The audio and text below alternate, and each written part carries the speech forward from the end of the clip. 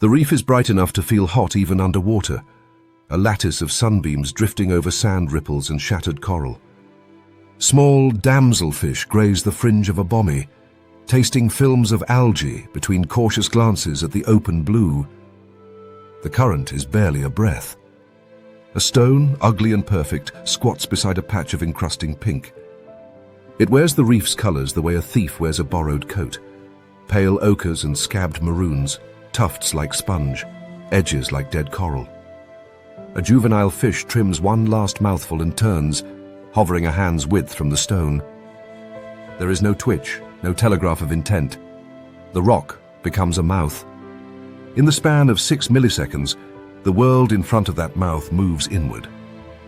Water, sand flecks, and fish vanish into darkness.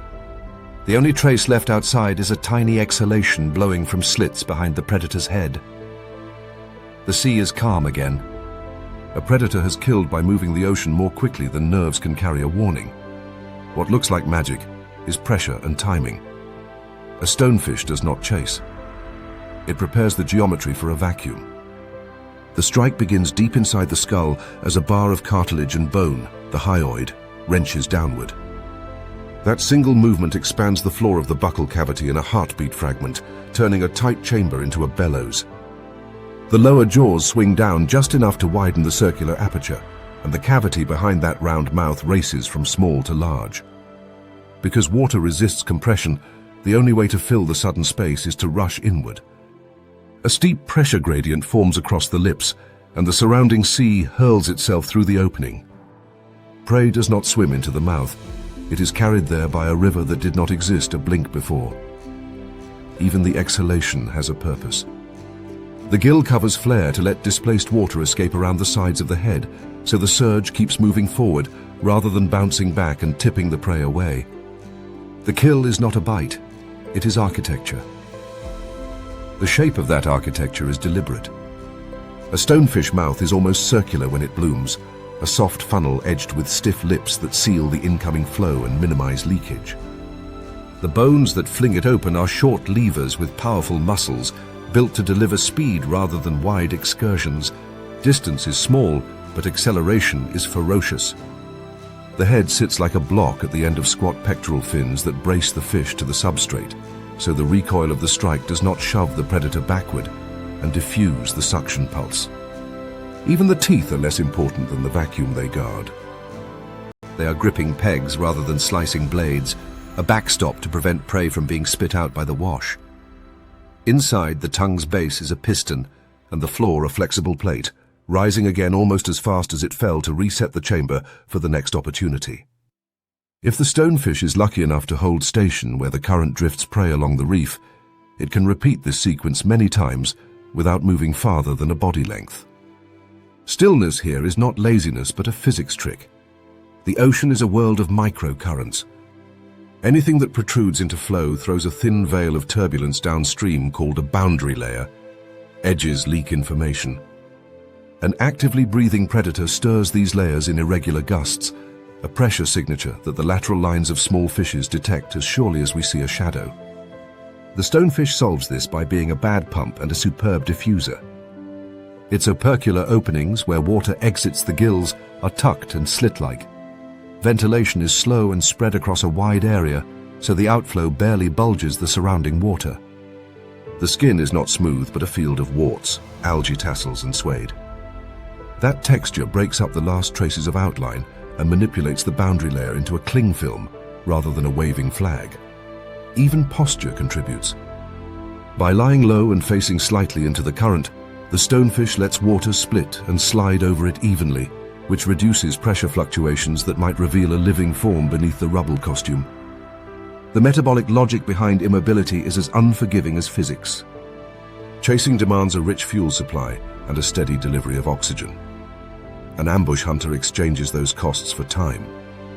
Stonefishes can squat for long stretches by burning energy slowly and tolerating dips in oxygen, something easier in quiet backwaters where water turnover is poor.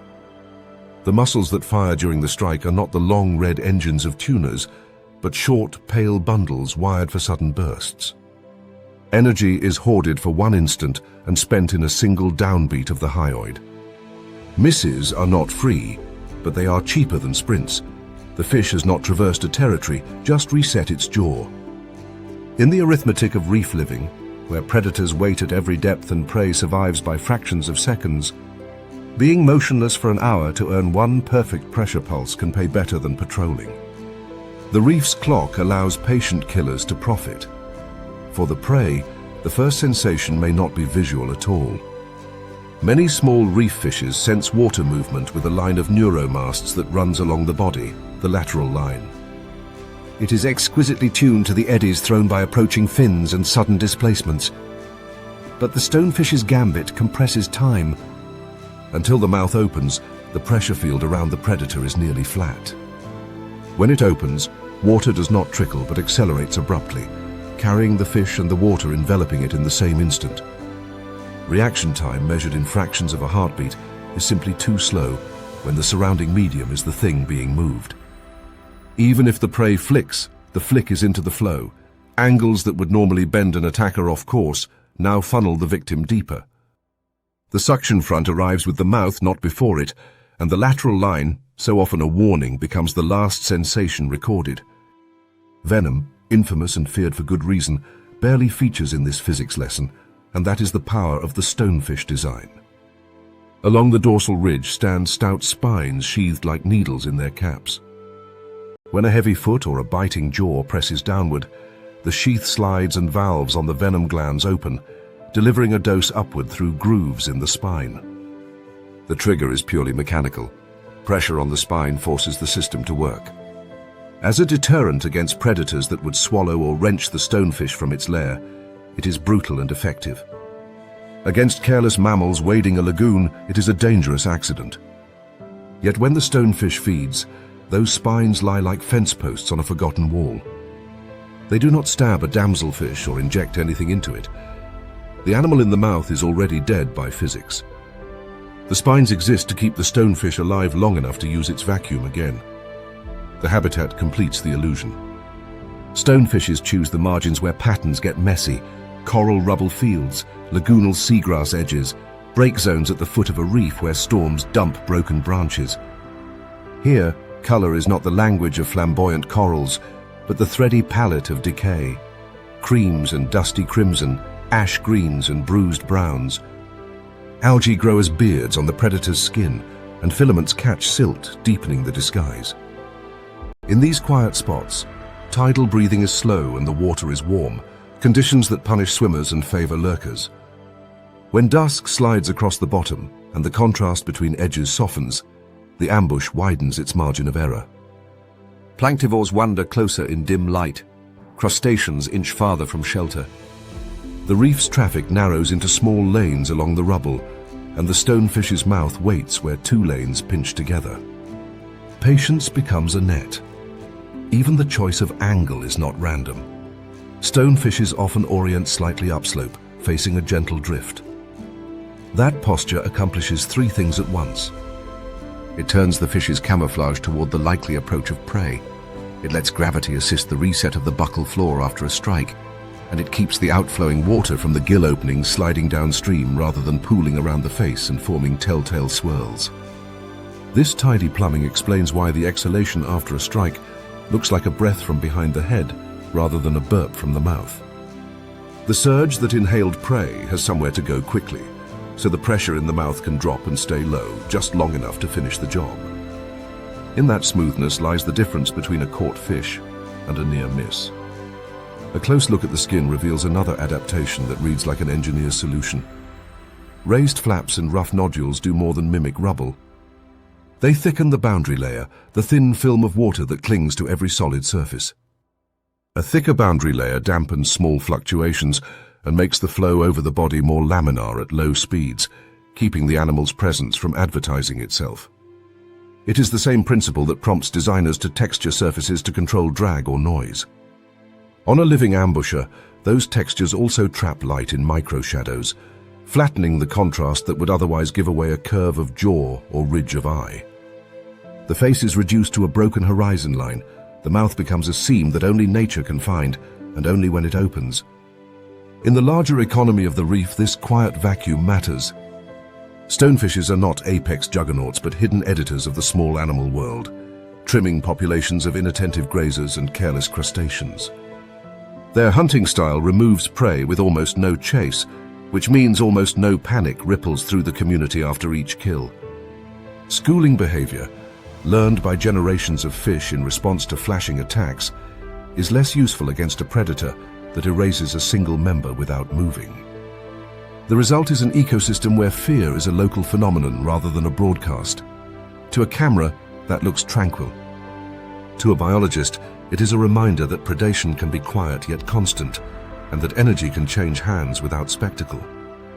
The stonefish is proof that speed is not always forward motion.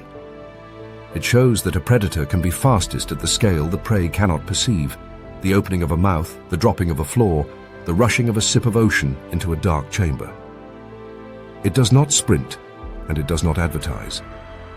It waits, hires physics for a few thousandths of a second, and then lets the water do the work.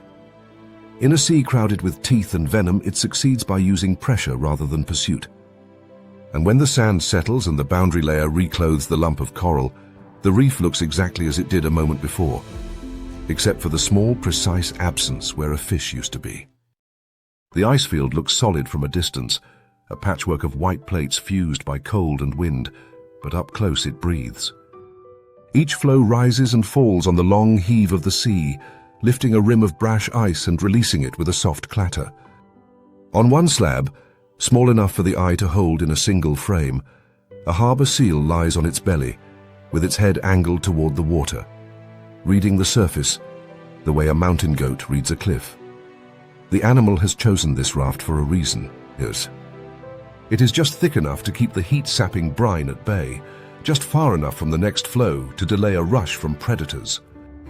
What the seal cannot calculate, what almost no land animal can, is how water remembers movement and adds it up.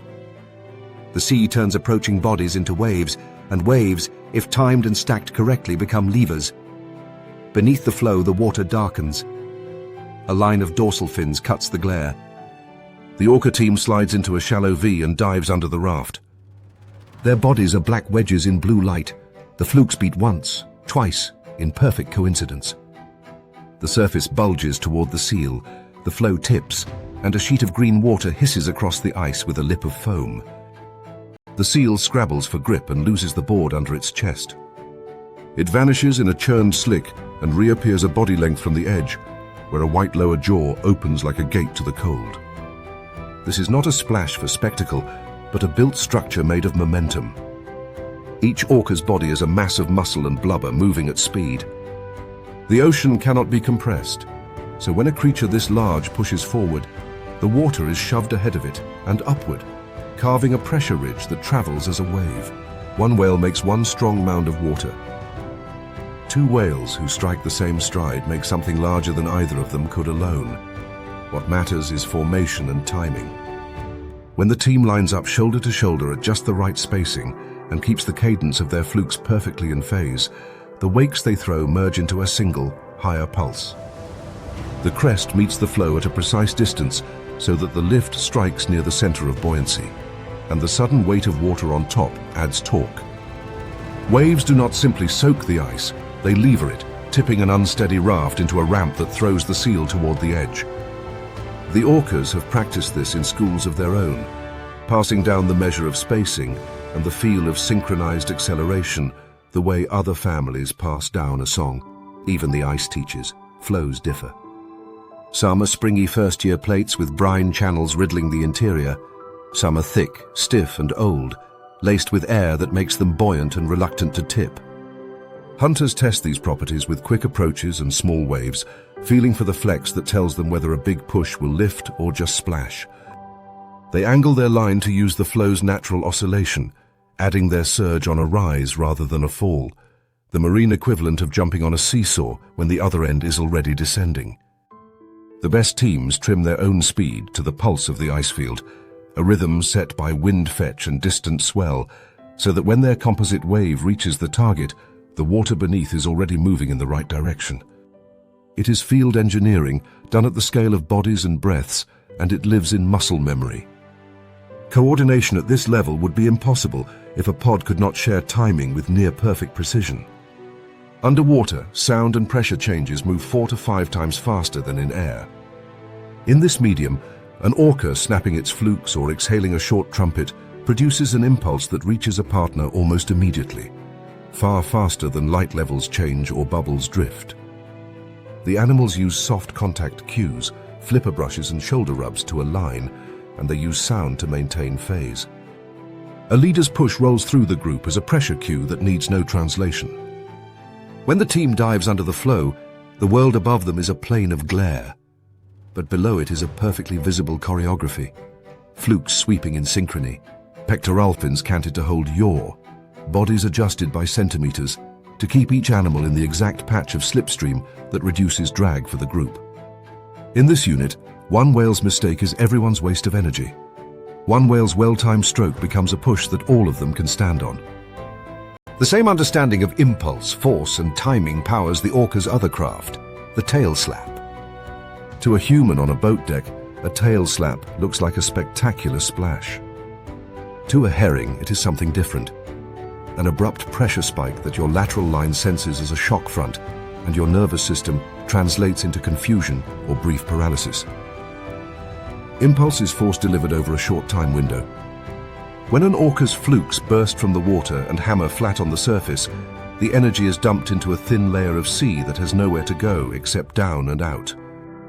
In a schooling cloud whose members maintain a tight average spacing and rely on the flow of neighbors to steer, that downward shock crushes lanes together and scatters the laminar cues fish expect. Individuals lose track of the coordinated turn and they wobble. For a fraction of a second, the school's information web collapses. In that instant, a white chin flashes through the rain of drops and closes on bodies that have not yet chosen a direction. It is during winter in steep-walled fjords that this engineering talent reaches a kind of perfection. Herring arrive in vast bodies, rolling tight bundles of silver through the green water. The orcas patrol until they find a concentration and then begin to herd. They swim large, steady circles around the moving mass. A curtain of bubbles rises from their blowholes in short bursts that hang like a phantom net. White patches on their flanks flare as they roll, strong visual signals in dim light that tell herring to avoid that side. Bits of the school curl inward to escape the flashes and encounter the bubble wall.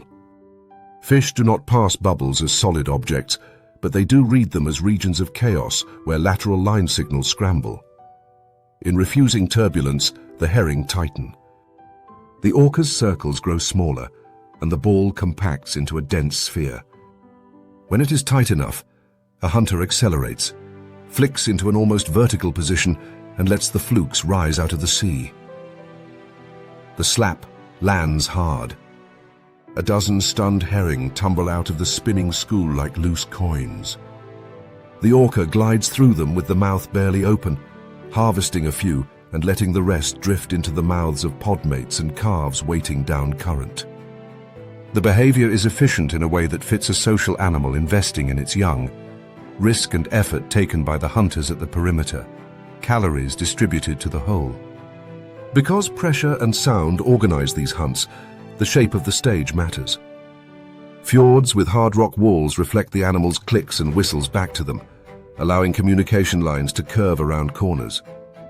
The thermocline can split the water into layers with different sound speeds, bending clicks down a slope or trapping them between bands so that a call travels farther along the canyon than across it.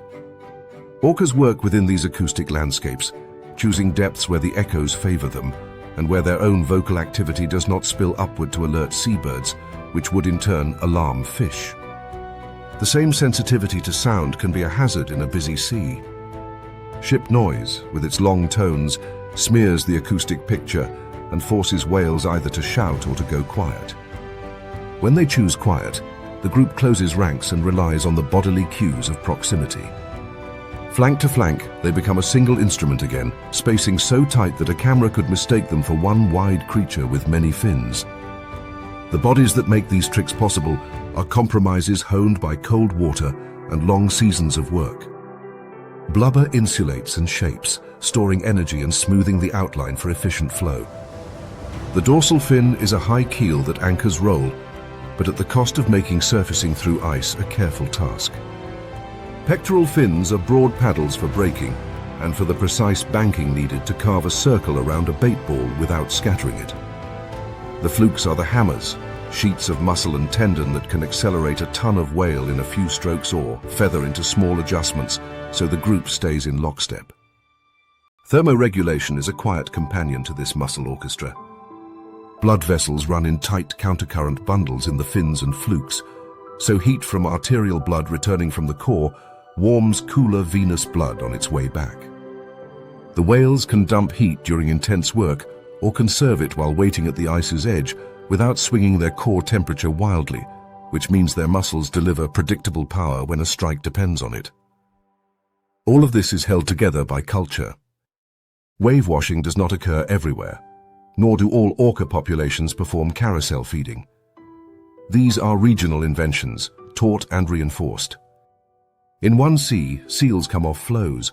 In another, a team draws a circle of bubbles around schooling fish. In yet another, hunters run salmon onto gravel bars or drive stingrays from sand flats.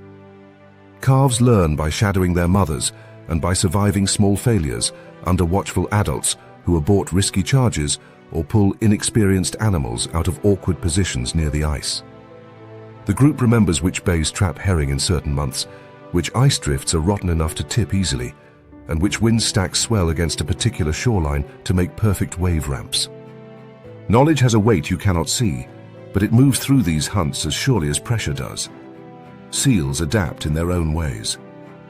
They choose thicker flows farther from edges, shifting rest sites with wind and current so the approach to a good raft is difficult. Individuals that have been washed tend to haul out near the center of larger flows and spread their weight to avoid creating a low point where water can pool. Some learn to time the swell and brace during a suspected wave attack, riding the crest instead of skidding with it. The arms race is not dramatic in the way a chase is, but it is relentless. When a team of whales tests a flow with a small surge and sees a seal plant itself successfully, the whales back off and probe again from a new angle, or switch to a nearby raft with a softer response. Success for the prey is a series of wise choices. Success for the predator is patience and an engineer's refusal to be satisfied with one design. There are times when the calculus fails the hunters. Ice can be too stiff, swell too confused to time, the seal too deep in the raft for leverage. In those moments, the whales do not rage against physics. They reposition. The pod rests, blows steaming in the air, and then strings out to search for a better lever. Energy budgets are strict. A big push that produces only spray is expensive. The matriarch's decisions keep the ledger in the black, save the heavy work for a flow that will tip, conserve fluke strokes for the circle that will squeeze herring tightest, call the young in when a tail slap has stunned more fish than you can pick up alone. Even among apex predators, thrift is a survival strategy. To watch orcas hunt is to see the ocean become the weapon itself. They do not merely move through water, they recruit it. They turn their mass into a traveling ridge that lifts ice, their flukes into mallets that deliver controlled impulses, their breath into a net of bubbles, their white patches into signals that steer prey as surely as fences.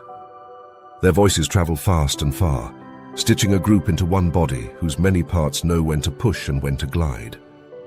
In this theatre, the death of a seal or the collapse of a herring ball is not a victory of teeth over flesh, but of design over terrain. The sea gives back exactly what is put into it, and these whales have learned to invest with compound interest. Sunlight pours through the shallows in hard, shifting bands, cutting the reef into bright aisles and shadowed alcoves. On the sand between two coral heads, a crab moves with the cautious pace of a forager that knows it is edible. The water is clean and warm, the kind of day when the sea looks harmless. A burrow mouth interrupts the sand like a coin-sized crater rimmed with pebbles and broken shell. Two domed eyes rise on stalks from the opening, rotate independently, and then lock onto the crab with the tidy precision of sights aligning. The hunter steps forward, not with legs, but with a body that looks jointed like a suit of plates. Where a claw should be, there is something stranger, a folded mantis-like arm capped by a club. The crab lifts a keeler as if to test the water. The club unfolds. For the barest slice of time, there is a white flash between predator and prey, a pulse of light from nowhere, and the crab's armored limb kicks back as though struck by an invisible mallet. The reef soundscape, clicking shrimp, rasping parrotfish, faint drone of distant surf, smooths back to normal. The mantis shrimp resets, and the crab no longer argues. Its shell carries a new set of hairline cracks that will be its undoing. The flash is not electricity or magic, it is a vapor bubble born from an absence. The mantis shrimp's weapon, the dactyl club, travels so quickly that it outruns the sea's ability to flow and fill the space it vacates. Water is nearly incompressible, but it does not move instantly. When the club accelerates, pressure immediately around its leading edge plunges, dissolved gases come out of solution, and a pocket of vapor forms in the wake. That pocket is the white globe you can freeze with a fast camera. It is a temporary thing. As the pressure rebounds, the bubble implodes, and the collapse drives a shockwave as real as any hammer blow. In that collapse, there can be a pinprick of light, the sonoluminescent spark of a tiny universe squeezed out of existence. The club itself lands a strike, but the bubble adds a second hit, delayed by only a blink of physics. The target feels both, a direct impact, and then a violent inward slap from water that has just crushed itself back together. This is why shells fracture as though attacked from two directions. The crab's cuticle is a layered composite of chitin and mineral, strong under slow pressure and reasonably resistant to ordinary pecks. It is not designed to endure a pair of hits separated by only a tiny fraction of a heartbeat, one delivered by a hard object, the other delivered by the medium the animal lives in. The cracks a mantis shrimp leaves are telling. They radiate from the impact site, but they also show interior spall, flakes lifted from within where the shockwave bounced around the curved cavity and converged. Engineers know the pattern well. Ship propellers that spin fast in warm, gas-rich water produce cavitation that collapses with the same fury, pitting bronze into a moon of tiny craters. Torpedoes and pump impellers face the same enemy. On ships, cavitation is waste and damage, a thief of efficiency. Here, in a hole in the reef, a shrimp has turned it into a purpose-built weapon. The speed that makes cavitation possible does not come from muscles alone. If the club had to be accelerated only by contraction, it would never reach such velocities. The mantis shrimp cheats in a way familiar to biomechanists and ballisticians. It stores energy and releases it in a burst. Tucked behind the raptorial appendage is a saddle-shaped section of exoskeleton, a spring of composite material that flexes as the muscles strain. A latching system holds the arm in a cocked position while elastic energy accumulates. When the latch releases, the spring recoils faster than muscle fibers can contract, and the limb fires forward.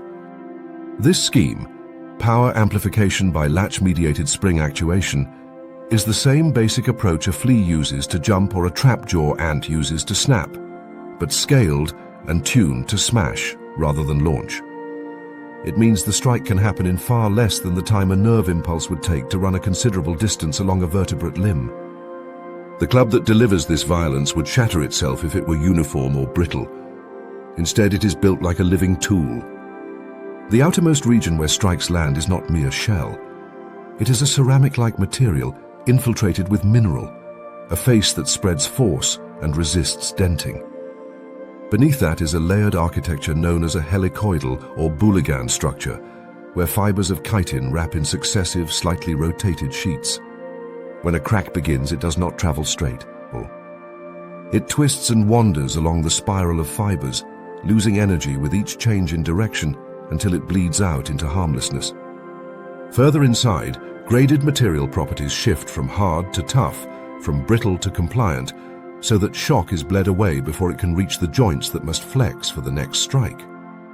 You can see the life of this tool on its surface, scuffs and tiny pits, a work-worn patina that says the club meets shell and rock many times each hunting day and stays in one piece because its layers share the load. The mantis shrimp's eyes are not merely ornaments on stalks, they are rangefinders for a weapon that needs to land within a narrow window to exploit cavitation. Each eye is effectively trinocular, with overlapping fields that allow depth perception even if one eye is damaged or masked by sand. The visual bands that run across the eye house receptors for color and polarization useful in a reef where reflections can be noisy and contrasts tricky. When the shrimp aims, the eyes jitter in short microsaccadas, tasting the crab's movements, the shimmer off its shell, and the edge between limb and water. That twitching is not indecision, it is data collection. When the latch releases, the body's orientation and the limb's arc pass through the line where a bubble will form most aggressively, often near the moment just before physical contact. The geometry is solved in motion. The shrimp has learned through predatory practice where bubbles bloom. The behavior around the strike looks theatrical to us, as if the animal were boasting, but it also obeys rules of risk. Many smashers perform a display called the Merrill spread, lifting the striking appendages out and showing the bright inner surfaces, a warning to competitors and a test for prey reactions. It may provoke a crab into a defensive posture that exposes a joint. It also floods the limb with hemolymph and preloads the spring. When the shot comes, it is rarely a single blow. One or two quick strikes test the shell, map weak points, and perhaps open fissures that the next hit will widen. If the target offers only a sturdy flat, the shrimp may pivot to find curvature where shockwaves can focus. In a tall shell that can be near the apex, in a crab, it can be the thinner cuticle lining a joint or the slender stalk of an eye. The mantis shrimp is not swinging blindly. It is solving a problem with repeated fast trials under violent conditions. Molting resets the tool and the hunter both. Before shedding the old exoskeleton, the shrimp mobilizes calcium and reforms its club, laying down the helicoidal scaffolding and remineralizing the impact face. During the vulnerable window after the molt, the club is soft. The animal retreats deep in the burrow and goes quiet, sometimes fasting for days while the weapon hardens. This cost defines the upper limit of how often the shrimp can risk heavy, rocky targets. A club that chips deeply near molt time might mean hunger while the repair proceeds. In the long term, however, the structure is not static. Repeated blows provoke small remodeling, as living cells in the cuticle add material where stress concentrates.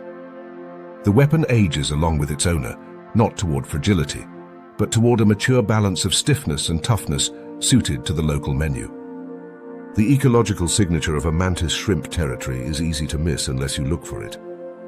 There are more broken shells than expected, many with odd fractures that do not match the bite patterns of fish or octopus. Snail opercula lie scattered like coins. Tiny hermit crabs carry homes with ragged entry wounds big enough to invite eviction, setting off a chain of shell swaps as each occupant searches for a better fit. In this way, the smasher is an unwitting engineer of the shell economy on a patch of reef. By turning intact fortresses into salvage, it makes resources available to scavengers and shelter seekers that could not otherwise access them. Where the burrow winds under a rock slab, there is a tide line of pebbles pushed out by housekeeping, evidence of an animal that not only hunts, but curates a stable firing position from which to hunt again. Cavitation blooms most readily in warm, shallow water, where dissolved gases are high and pressure is low, which is why ship propellers fuss and scream in tropical harbors, and why mantis shrimp thrive on sunlit reefs. The same physics that pits bronze can mar the shrimp's club, but the layered construction keeps that damage superficial. Engineers coat propellers, shape blades, and reduce rotation rates to avoid cavitation because it steals energy and chews metal. The mantis shrimp does the opposite. It selects targets and angles to encourage bubbles. Poised where a crab's exoskeleton will meet the forming void, it uses cavitation to add invisible mass to a blow from a limb too small to crush outright by contact alone. In another part of the reef, a snapping shrimp uses a similar trick with a snapping claw that ejects a fast jet. That jet sheds a cavitation bubble that collapses with a sharp report. Their targets are smaller and their ecology different, but the message is the same. The sea's resistance can be turned against itself. Shock when it loads living tissue is not only about peak force. Duration and rate matter. The club's impact and the bubble's collapse deliver energy in time packages so short that biological materials cannot spread the load. Minerals do not have time to deform and share stress. Proteins cannot stretch and recoil. Instead, bonds break. The helicoidal design recognizes this by routing cracks away from the joints that need to survive. In a laboratory, measurements show enormous accelerations on the limb during a strike, tens of thousands of times the acceleration due to gravity, yet the joints do not pulverize. Energy is stored and recovered elastically where possible and dissipated in sacrificial zones where necessary. The shrimp wins by preserving its power plant at the cost of wearing down the hammer's face over a lifetime. The crab loses because its armor is optimized for slower battles. All of this unfolds in a square meter of sand and coral rubble that most divers drift over without a second glance. To see it, you have to slow your own sense of time until a heartbeat becomes a long interval and a puff of light from a bubble feels like a flare. You have to think like an engineer in miniature, reading where a pressure gradient might steepen and where a shockwave will converge. The mantis shrimp does not use venom, and it does not chase far. It waits with springs cocked, measures the distance as a mathematician would, and then strikes in a way that makes the water itself complicit in the kill. It is difficult to watch that white flash and not feel that the blow you saw is only half the story. The other half is a wave inside the sea, born from nothing and ending as a bruise in a crab's shell. In this arena, the invisible matters as much as what muscles can throw. Pressure changes, shaped and timed, are the real weapons, and the mantis shrimp is their master. The flats look harmless from above, clear, ankle-deep water combed by sunlight into long, bright ribs that run over pale sand and seagrass. But close to the bottom, the world is busy with faint drafts and eddies, the barely felt movements that carry scent, temperature, and the tremor of fins. A line of bottlenose dolphins rises along the edge of a lagoon channel and drifts in toward the shallows as if nothing urgent waits ahead. They roll in a synchronized wave to breathe, draw quick bellows of warm air, and slide back under the glitter. One animal peels away and drops until its belly hovers a hand's breadth above the sand. It stalls for a fraction, angles its body, and then whips the tail. Silt erupts like smoke. The dolphin begins to draw a circle. Mud clouds are not merely opaque, they are fluid structures with edges and momentum.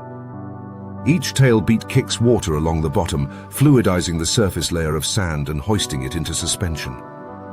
The dolphin's curved path folds that plume into a ring where the outer rim slides one way and the inner rim slides the other, trapping a torus of turning water. Within seconds, the ring becomes a wall with a ceiling. From outside, it looks like a halo of brown rising through blue. From inside, it is pressure, grit, and a field of confusing flow. When the ring closes, fish that had been feeding in a loose group feel their world change.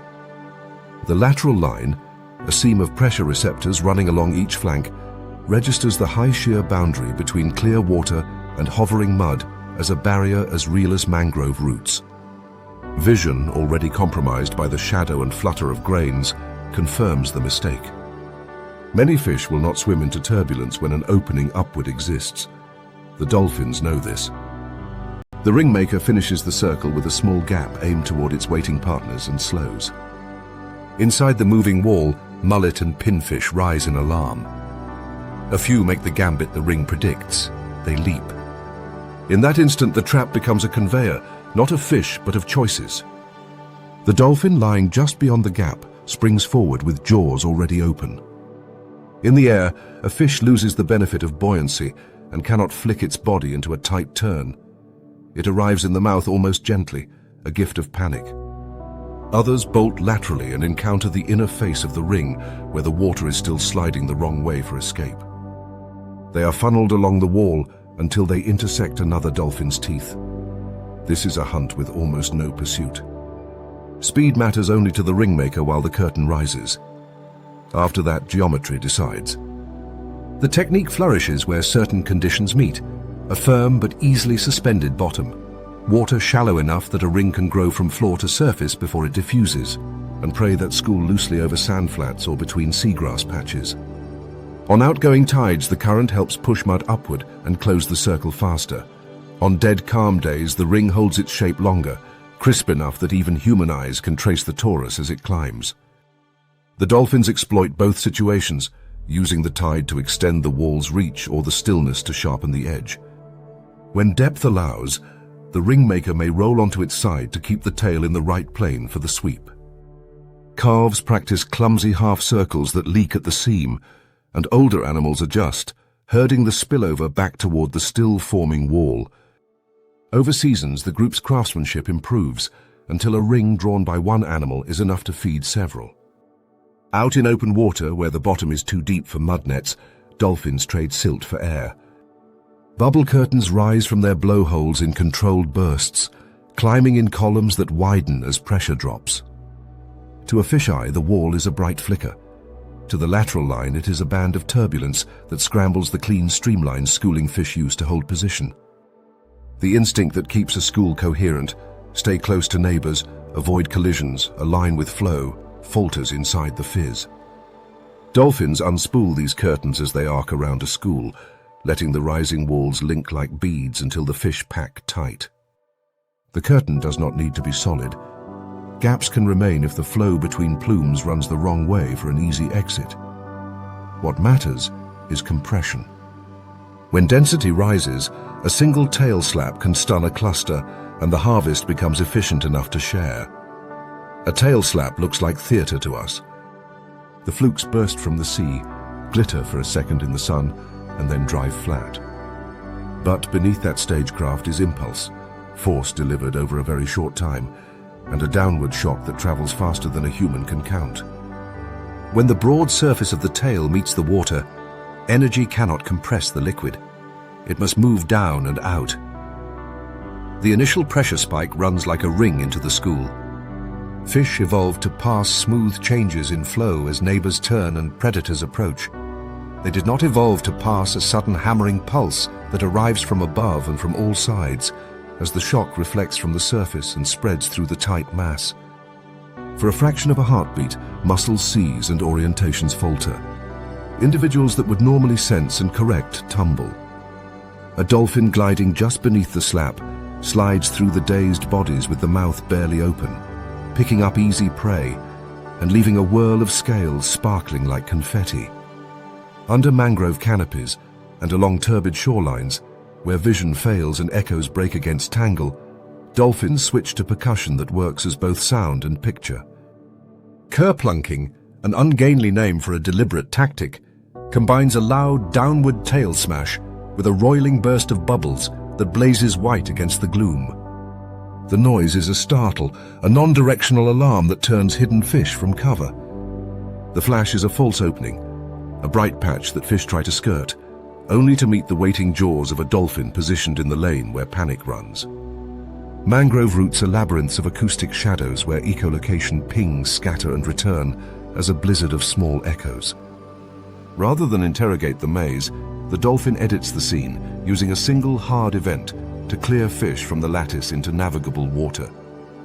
It is less a chase than a reset of the battlefield. The power of these techniques lies not simply in invention, but in synchronization.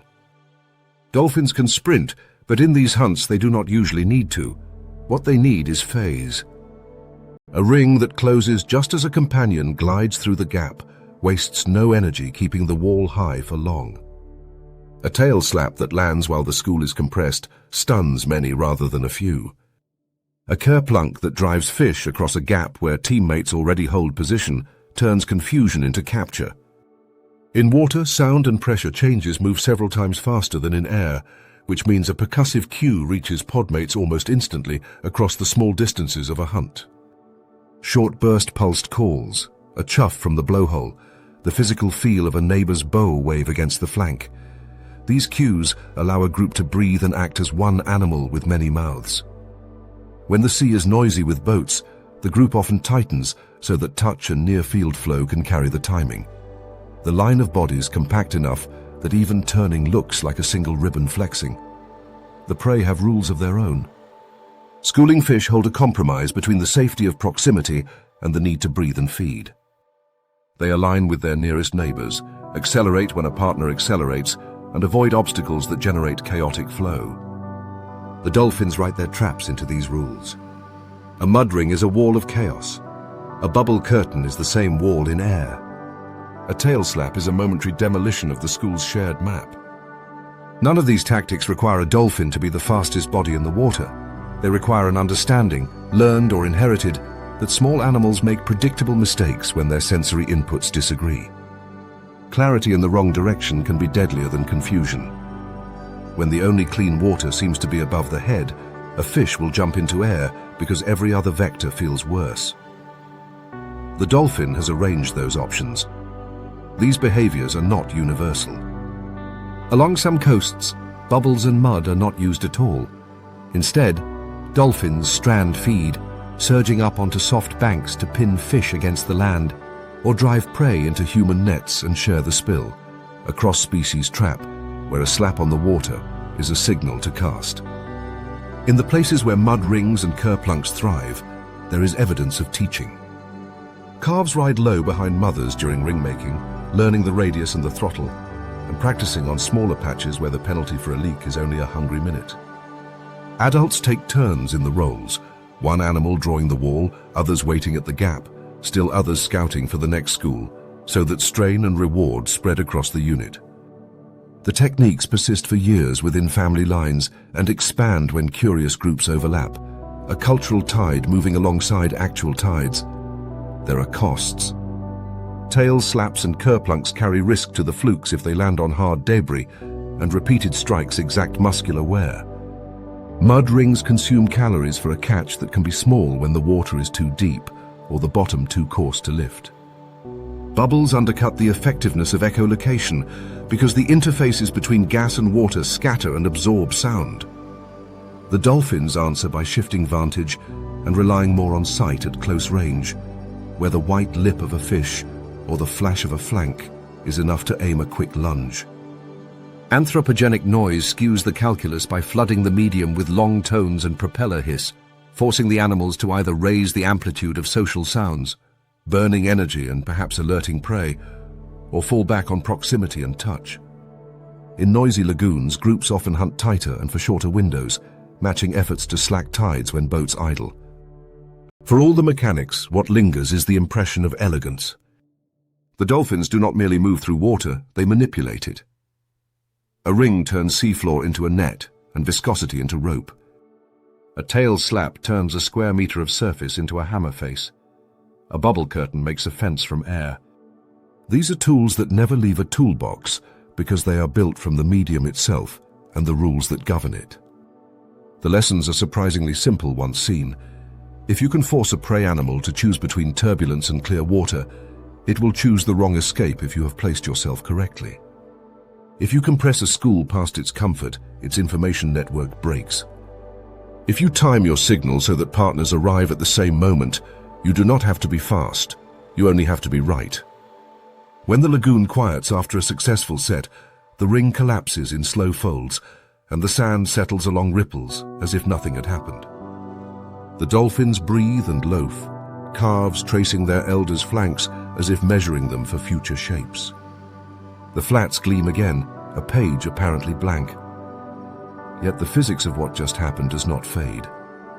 The sea remains a responsive machine, storing and releasing motion, trading pressure for speed, punishing the unwary and rewarding those who can draw with turbulence. In that space, the dolphins have learned to write. The reef at midday is a theater of light.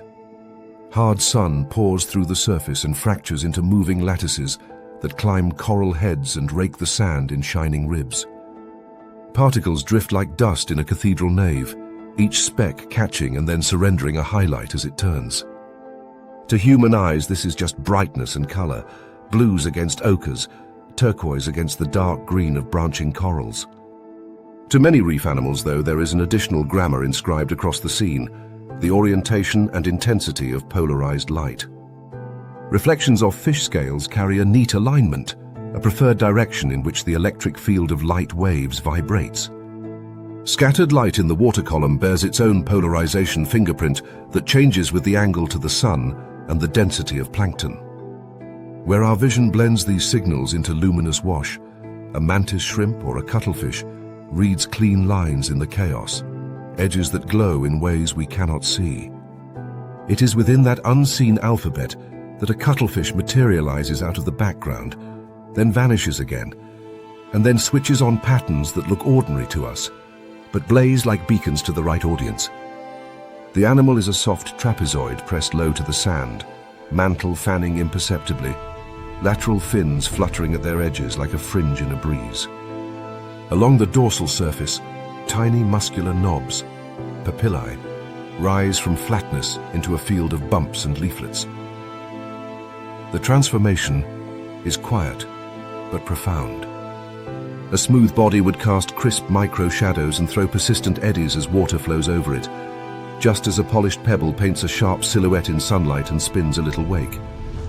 The textured skin breaks both light and water into smaller, more isotropic patterns, softening outlines and thickening the boundary layer of slow-moving fluid that clings to any surface. In this altered layer, the signal a predator might sense with a lateral line is muffled, and the visual edge that a hunting fish or bird might fix upon is blurred into the rubble's randomness. Texture is not mere costume, it is flow control and shadow management deployed from a living toolbox.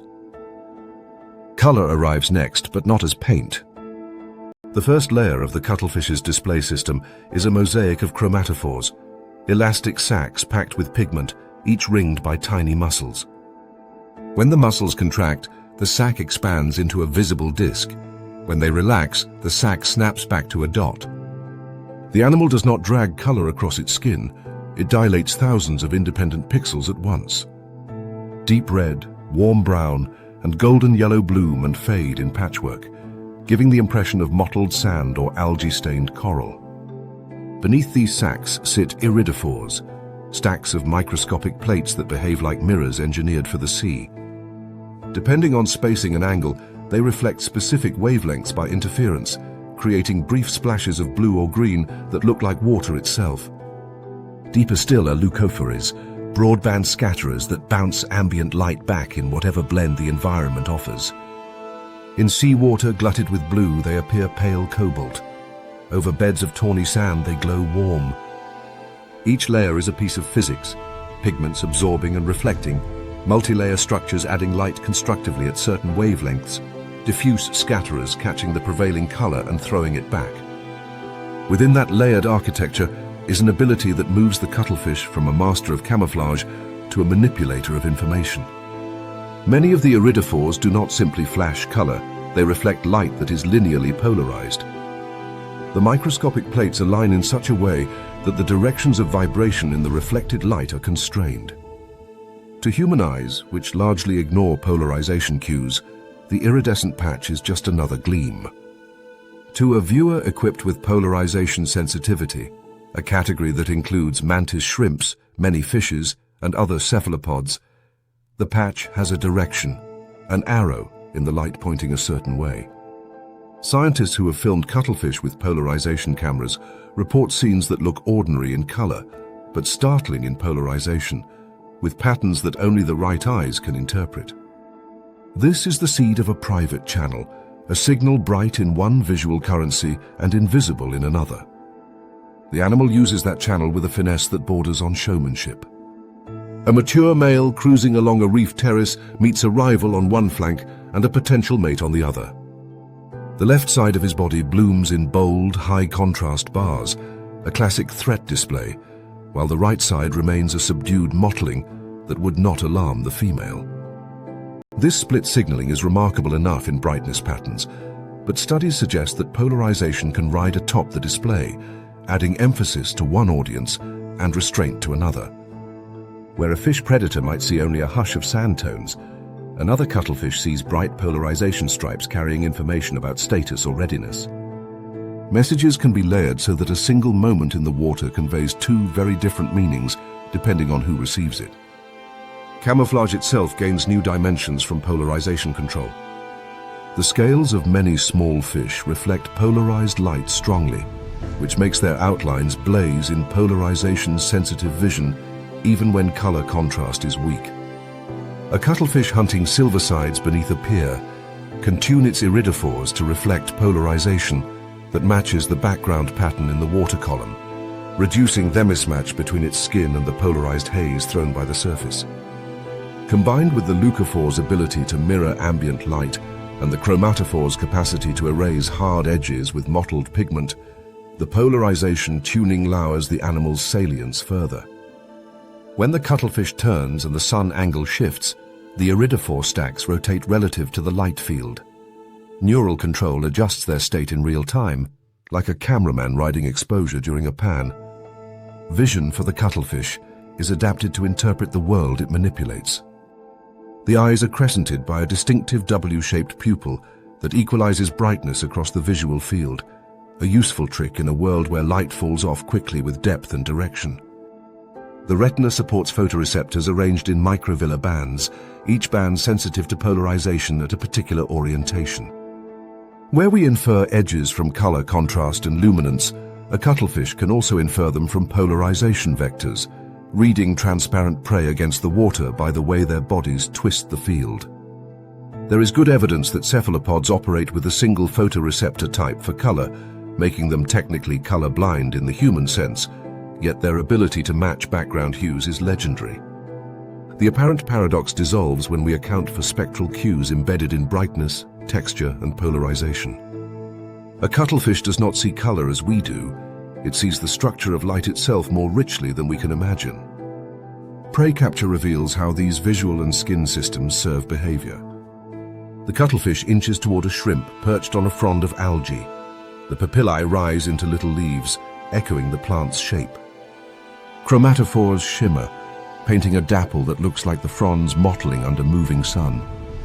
At the same time, the iridophores adjust so that the polarization of reflected light along the mantle matches the stream of polarized reflections sliding off the frond's wet surface. To a shrimp that reads polarization, the approaching shape is less distinct than it would otherwise be. Then a different pattern rolls down the cuttlefish's body, a traveling dark band known as the passing cloud display. The band is not magic. It is a deliberate luminance wave that mimics the shadow of something crossing overhead. In lab tests, fish and crustaceans hold still or turn slightly as the false shadow slides over them, perhaps preparing for a threat from above. In that hesitation, the cuttlefish extends its feeding tentacles and snaps the prey into a basket of suckers. The soft geometry of skin, the physics of light, and a learned understanding of an opponent's decision rules converge in one quick win. Behind the grace of these transformations is a fast nervous system. Motor neurons reach into the skin's chromatophore fields in dense networks. Each tiny pigment sac receives direct orders. Iridophores, long considered passive reflectors, also respond to neuromodulators, shifting their state as the animal changes mood or tactic. Leucophores are less active, but by opening or closing overlying pigments, the animal can reveal or hide their broadband reflection to tint a region toward the prevailing color of the scene. Papillae are driven by muscular hydrostats, bundles of fibers within the skin that can stiffen and bend without skeletal support. The result is a body that behaves like an editable display and a tactile cloak at once, both tuned from the same brain that steers the eyes and interprets polarization. The physics of the medium sets both opportunity and limit. Polarization patterns underwater depend on depth, sun height, and turbidity. Close to the surface on a clear day, light scattered at roughly right angles to the sun's rays is strongly polarized. Deeper down, absorption and multiple scattering wash the signal. The cuttlefish's habitat choices reflect that reality. Shallow terraces, lagoon edges, and the tops of coral heads provide canvases with reliable polarization structure. Within those zones, the animal can amplify or attenuate its own polarized reflections to blend or signal. In surge channels and heavy plankton blooms, the polarization canvas degenerates into noise. There, the animal relies more on texture and pigment. Field observations show fewer crisp iridophore flashes in green water, more in cobalt water with sun overhead. A creature that edits light must also read the page upon which it writes. Predators complicate the story. Not all hunters on the reef are polarization readers, and those that are may be drawn to the very signals used for private messaging. Groupers and jacks respond chiefly to motion and luminance contrast. Sharks attend to electrical and hydrodynamic cues.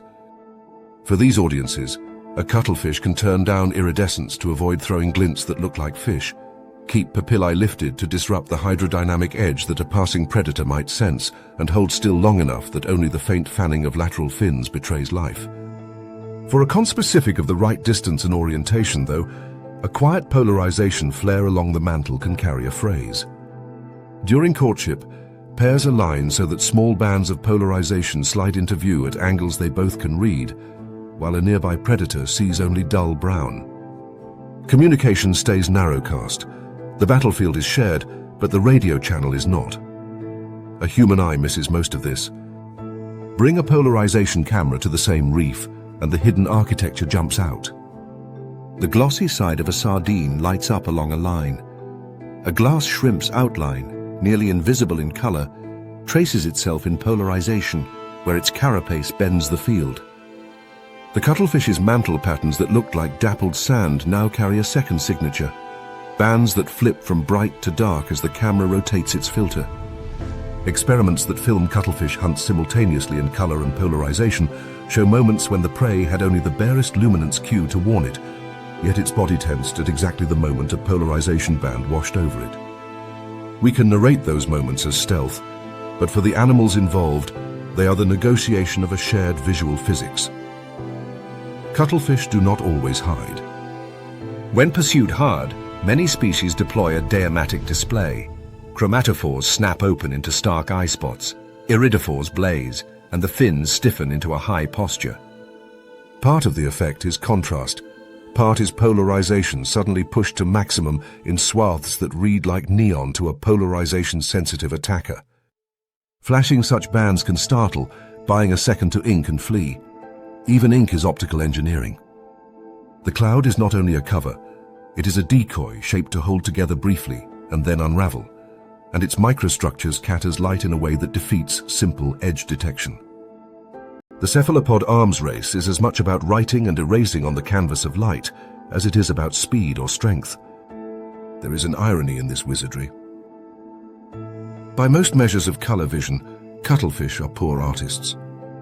They use a single class of photoreceptor and rely on optics and spatial tricks in the eye to estimate spectrum. Yet, because they live in a medium where light is shaped by depth, particles, and angle, the richness of the visual scene lies not in hues alone, but in polarization. And contrast that change with position. A body able to read and edit those features in real time becomes more than a background matcher. It becomes a director, controlling who sees what, when, and how clearly. In a world where every eye is different, control of the light field is control of attention and often of survival.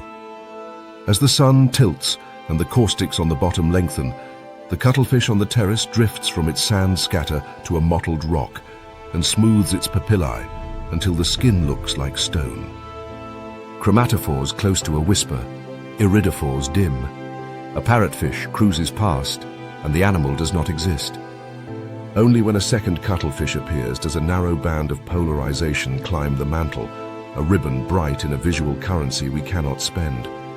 It flashes, then fades. In that small conversation, plans are made for a short hunt along the edge where silversides gather. In a few minutes the pair will move out, and somewhere a passing shrimp will freeze under a false cloud shadow, and somewhere a school will turn at a signal we cannot see. Control the light, and you control the battlefield. In the shallow sea, few creatures wield that control with more elegance than a cuttlefish. In the lee of a tropical headland, the water lies as clear as air and as deceptive. Sunlight falls straight through the surface and paints the sand with a moving skin of diamonds. Mangrove roots stitch the shallows into a net of shadow and hard brightness, a geometry that confuses eyes built for open light. Small fishes graze the filamentous algae that blur the roots, flicking in and out of cover with quick decisions learned from a lifetime of ambushes. Nothing moves in the open channel until, at the edge of a shadow, the faintest line wavers where no line should be. It is not a stick or a grass blade or a suspended hair. It is a tentacle, thin as a thread and longer than sight would guess, hanging almost motionless in a water that is never truly still. Another line lies a body length away, and another, each spaced as if by a surveyor's hand. Between them is an absence, a panel of space that looks safe. A juvenile fish chooses it. The panel closes. The animal goes rigid in a heartbeat fragment and drifts into a soft, square bell that only now resolves from the background. The curtain was always there. We did not see it because it is not meant for us. Box jellyfish make their living by turning chemistry into a physics trick and then back into chemistry again. Along each tentacle, hidden in a mat of glistening cells, sit capsules under tension, spring-loaded by osmotic work and ready to fire. Each capsule, the nematocyst, is a pressurized bomb the size of a grain of dust. Inside is a tightly coiled tubule tipped with microscopic barbs and backed by venom. Loading begins long before the tentacle meets prey. Salts are pumped into the capsule, pulling water across membranes until the internal pressure climbs far above ambient. The capsule wall strains, but does not yield. A trigger hair tuned to both contact and the faint rip of chemical cues from skin or mucus waits for the pattern that means living target rather than drifting sand. When it arrives, the lid of the capsule, a hinged operculum, pops. The tubule everts in an instant, turning outward like a sock pulled inside out.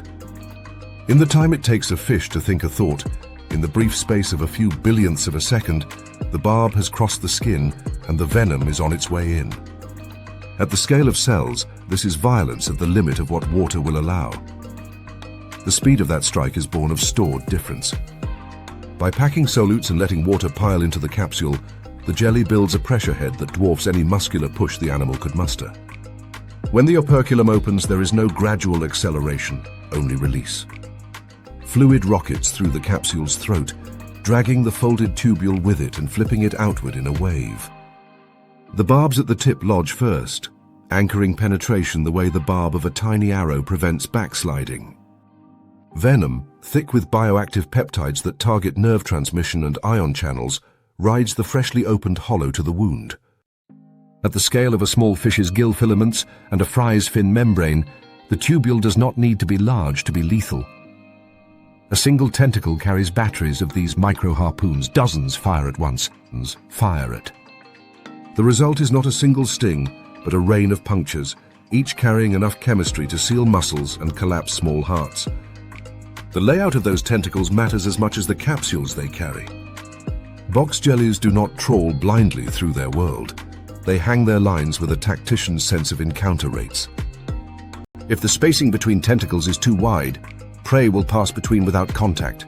Too close, and the lines tangle and collapse into a thicker rope that vortices will shove aside. In the gentle flow at the edge of a mangrove creek, the ideal gap is a compromise set by the width of common prey and the scale of the water's small random wobbles. Particles and plankton do not move in straight paths here. They wander under the hand of Brownian motion and the soft fingers of microturbulence thrown by roots and rocks. A slow, steady drift across a well-spaced array makes the most of these wanderings. The tentacles do not chase. They wait where flux will bring food to them, spread just enough that random meanders become contacts. When the tide picks up and the water shears harder, the jelly shortens its lines and tightens its bell. Flow that would have jerked long threads into knots instead slides across a compact trap, and the animal rides the current to a zone where the speed softens again. The net is not a net unless the flow suits it. In the open, the bell looks like a see-through box shaved from a block of clear jelly. At each corner hangs a sensory club called a rhopalium. To see one for what it is, you have to remember that not all eyes are built with the same parts.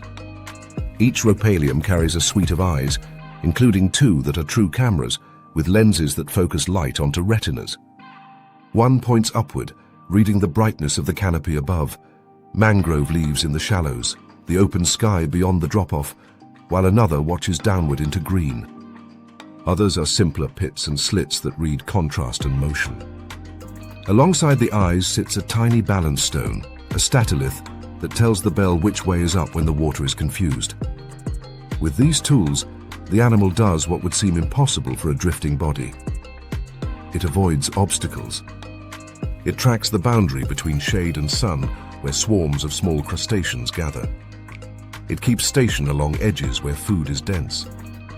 When a river plume pushes a ribbon of turbid water into the lagoon, the jelly can hold just at the margin, bell pulsing in small, even strokes, tentacles like lines hung in a river of passing food. The bell does not need to be clever in a human way, it needs to be specific. In this, its eyes give it an advantage most of its cousins do not share.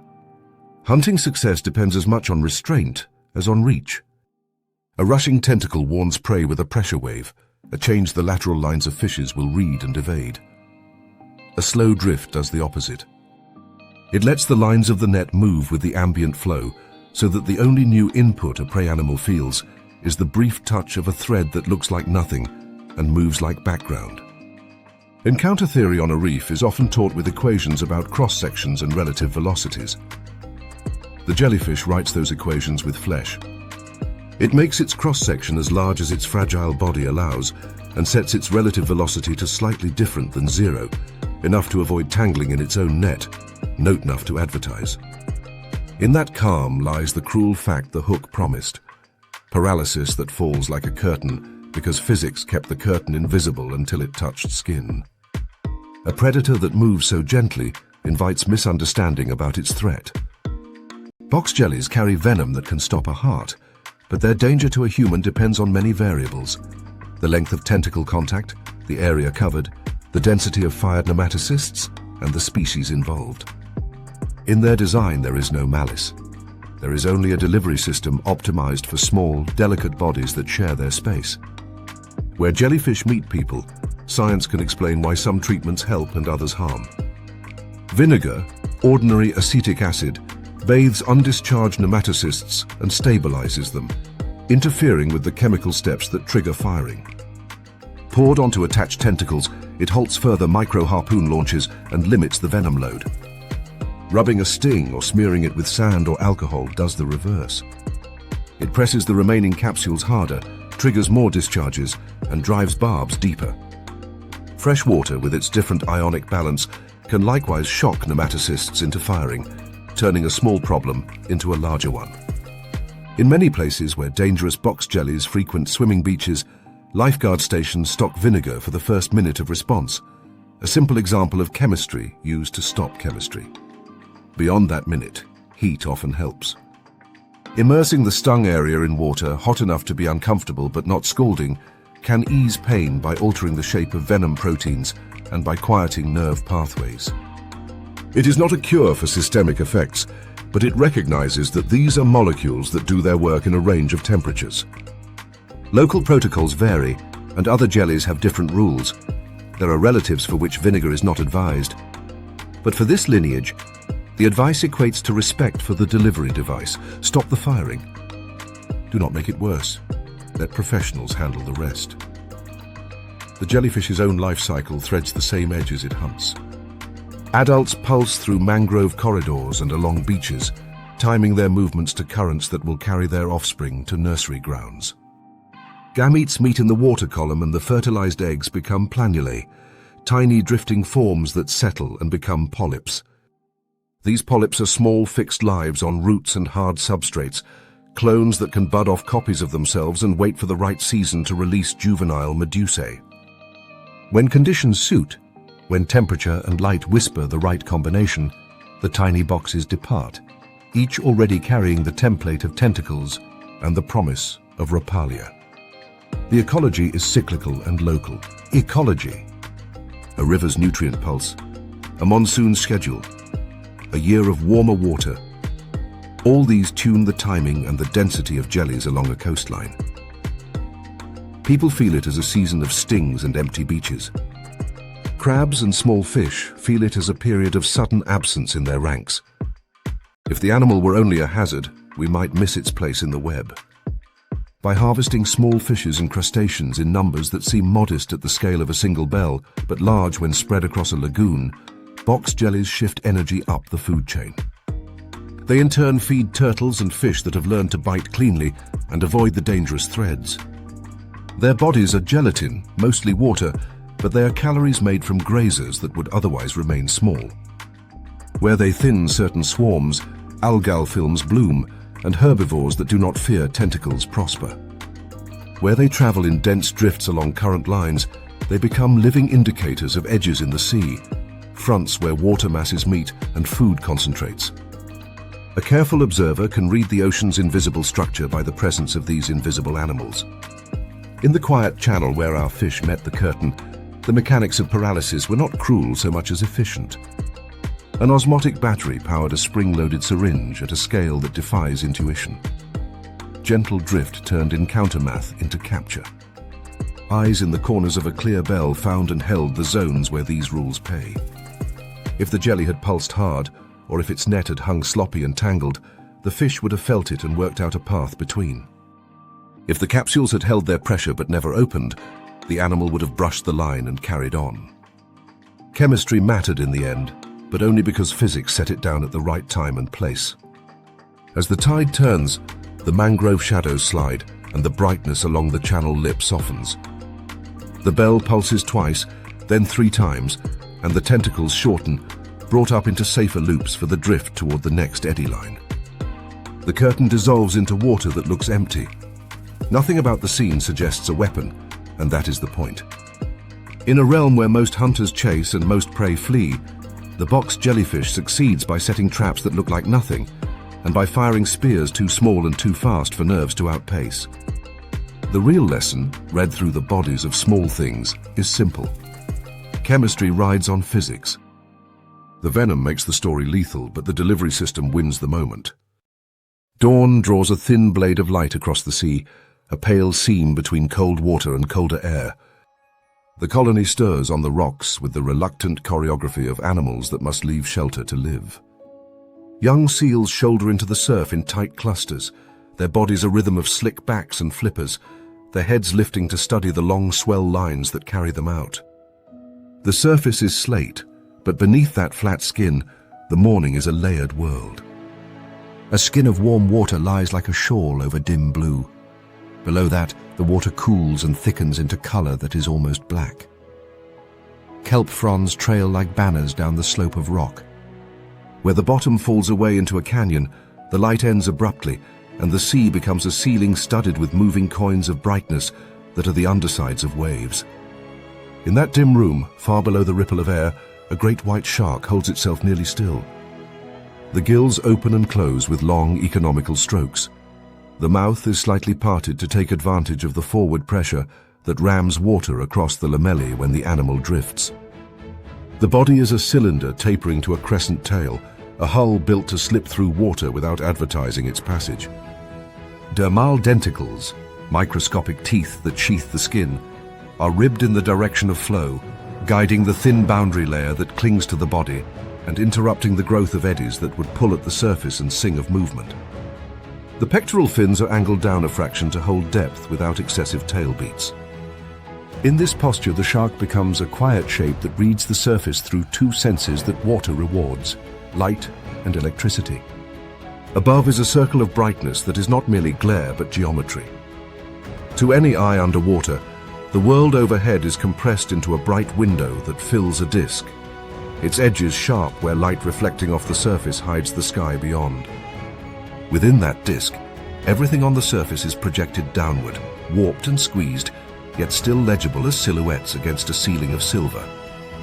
The shark rests where the window is wide and the darkness around it is complete. Through that circle, the bodies of seals pass in bursts, each a dark glyph written on a page of light. The prey sees a different scene. Looking down, the seals peer into gloom. Their vision works in this half-light, but it favors motion and contrast. A pale belly against a pale ceiling is not the shape they will see coming. A dark body rising from darkness is a harder thing to pick out. The shark steals close to the line where the window ends and the mirror begins, where downward vision is weakest and reflections confuse the eye. The final approach is guided by a sense that pays attention to what light cannot touch. Along the shark's snout and across its head are pores that open into jelly-filled canals, each connected to a tiny cluster of cells sensitive to voltage. This network, the ampullae of Lorenzini, is tuned to differences so small they exist at the edge of physics for living tissue. Changes as slight as a few millionths of a volt across the short distance from pore to receptor. The heartbeat of a seal is a rhythm of ions moving across cell membranes, a living alternation of charge that leaks into the sea as a faint, structured field. Mussels tell similar stories in tiny pulses that whisper into water as they prime to kick. In the weak light of early morning, when color is stripped to blue and gray, the electric language of a struggling or relaxed body speaks clearly at close range. The shark's head sways fractionally, mapping gradients, turning faint directional clues into the line of a path that will end at flesh. The ascent begins before any fin moves fast. The shark sets its angle and begins to climb. The pectorals shift to a slightly higher angle of attack to trade lift for a touch of drag, and then, as the head tilts toward the window, they ease back to reduce resistance. The mouth opens a little wider to keep water ramming through the gills as the body rotates.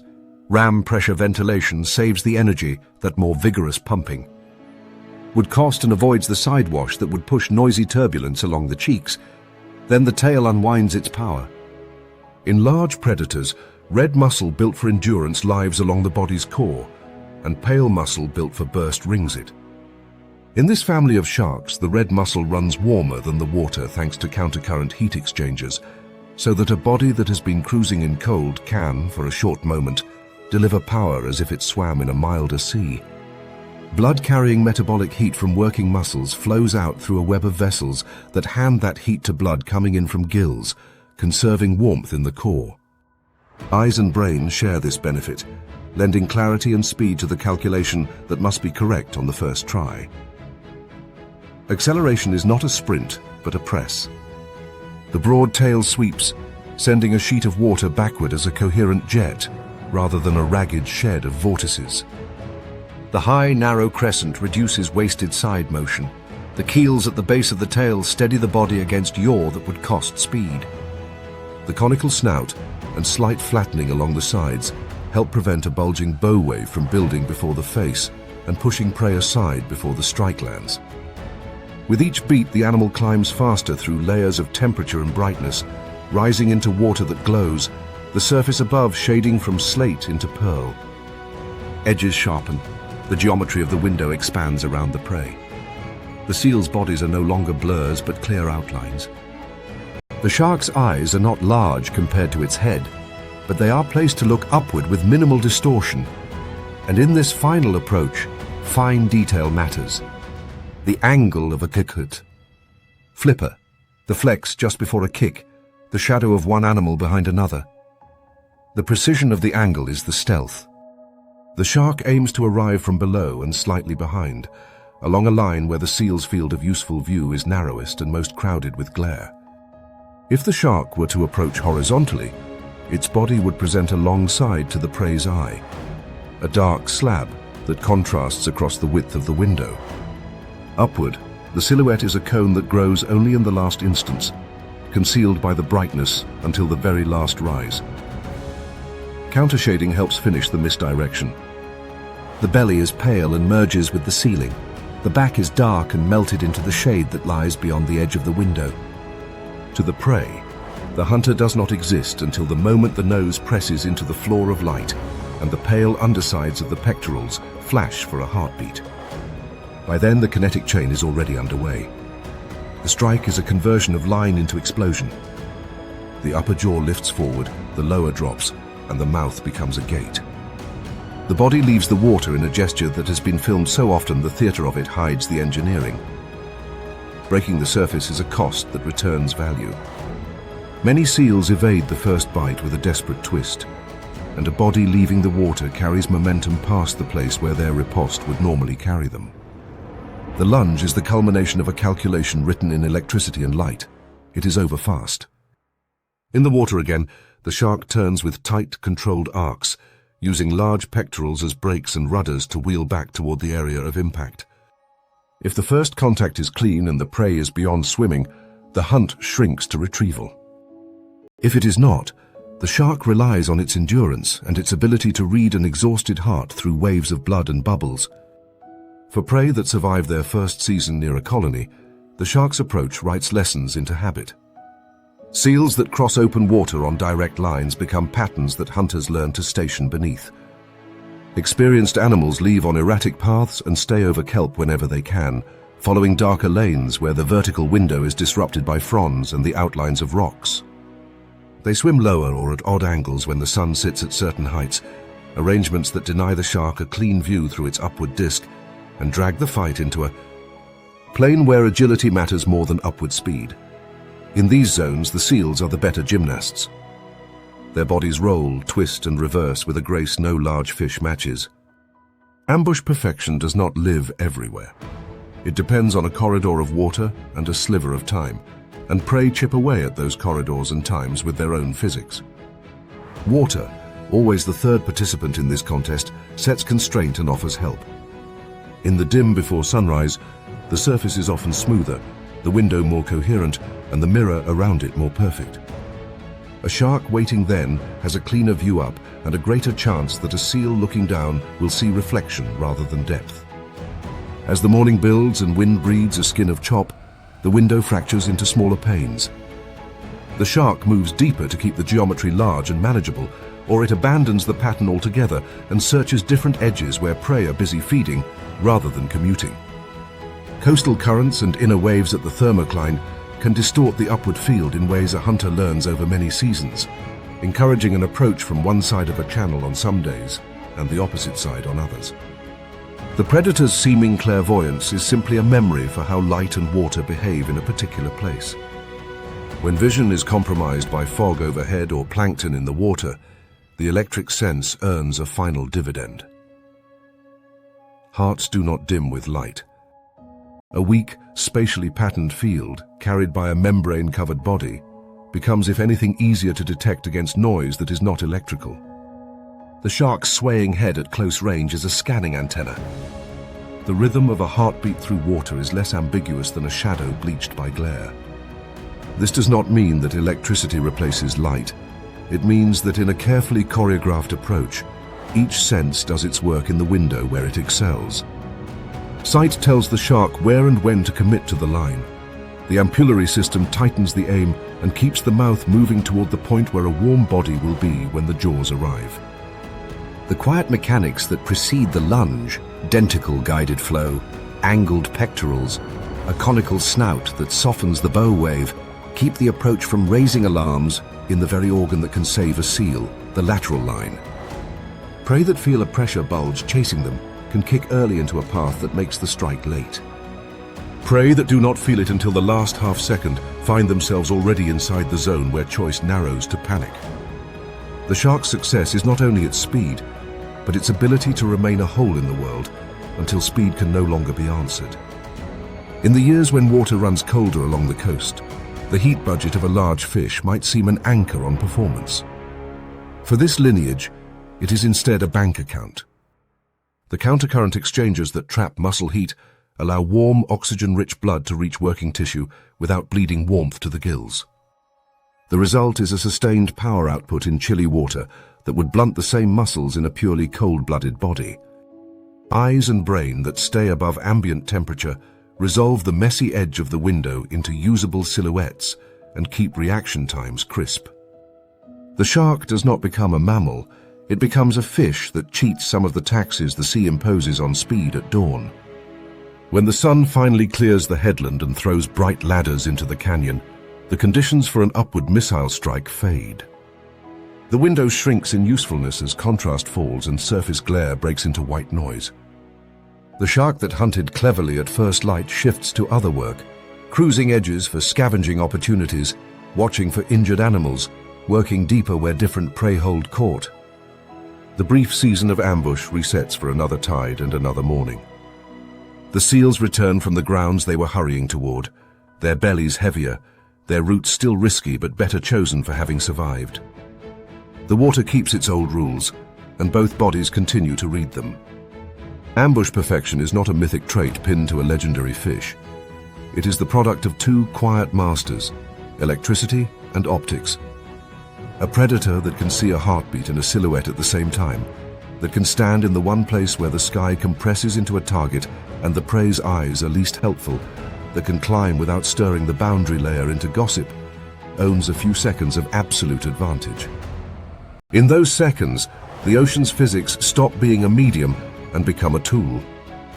The shark does not invent those rules, it obeys them more precisely than its prey can afford to. That is the difference between a silhouette that vanishes into light and a mouth that arrives out of it. The open ocean looks empty until you learn how to read it. On a calm day, the surface is a quilt of cobalt and steel, cut by long swells that drift like slow thoughts, yet beneath that skin the sea is striped into invisible roads. Here a tongue of cool, nutrient-rich water climbs from depth and spreads like a spill. There a warm lens pinches into a gyre and spins a slow, fat wheel. The edges where these bodies of water meet are not lines on a chart, but living boundaries, places where plankton gathers, where tiny grazers thicken, where forage fish stitch themselves into shoals that quiver with intent. Along one such seam, a blue shape runs as if on rails.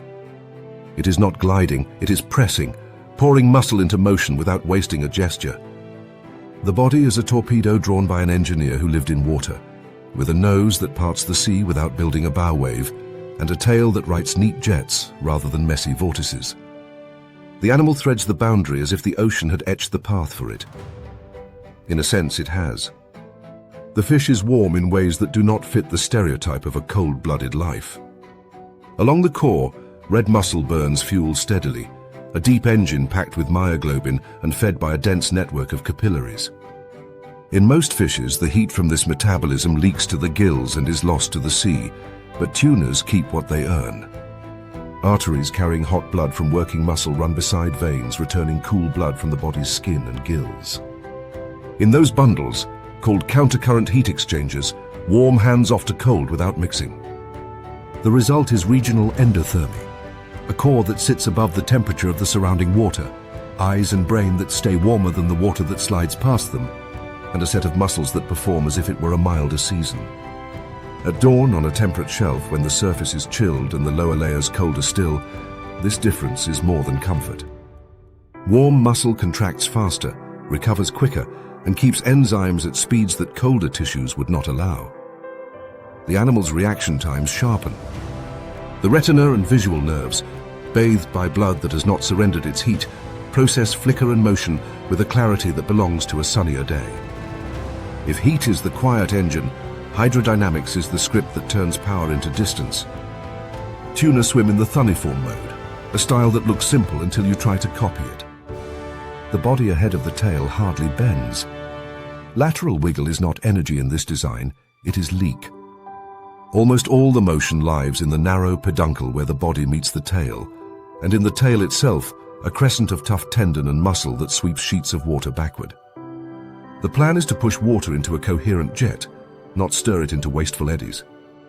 Along the flanks, skin is clothed in imbricated scales and small ridges that help the boundary layer cling and slide rather than let go and roll, which would pull at the surface like tiny parachutes. Fins that would drag at speed tuck away. A dorsal fin folds into a slot. Pectorals flatten and nestle against the body. Even the tiny finlets that dot the back toward the tail are not decoration, but small managers of flow, flipping their angled planes into the stream to align the water as it rushes toward the propeller-like tail. In fast swimming, the ocean pushes back in a particular language. At high Reynolds numbers, those regimes where inertia dominates over viscosity, thin boundary layers form along the body, and small mistakes in shape or posture spawn large thieving vortices. The caudal keel at the base of a tuna's tail stiffens the peduncle and smooths the transition from body to fin, which helps keep those vortices tame. The finlets act like rows of tiny winglets on an airliner's trailing edge, organizing the flow and reducing cross-currents that would sap the tail's authority. The tail itself carries a high aspect ratio, more wing than paddle, translating oscillation into thrust with precision. When a tuna accelerates to run down a fleeing baitfish, the first impression is of suddenness. The underlying truth is control. The fish does not wobble. It does not throw its head. It does not step side to side. It pours power into a straight line and holds it there. The map the tuna follows is written in physics as surely as the body is. Ocean fronts, those narrow zones between water masses, collect food by convergence and by contrast. A patch where cooler water rises meets a band of warmer water, and the density difference forms a weak barrier that traps drifting plankton. Eddies pinch off from currents and gather life along their rims as if a slow whirlpool were gathering leaves. Internal waves along the thermocline lift nutrients in pulses that bloom and fade on a schedule set by wind and the shape of the seafloor. Forage fish respond to these patterns not with reason, but with habit. Their larvae survive better where food is thick, so adults return to the edges and the gears of water that made their own survival likely. Tunas learn these cartographies.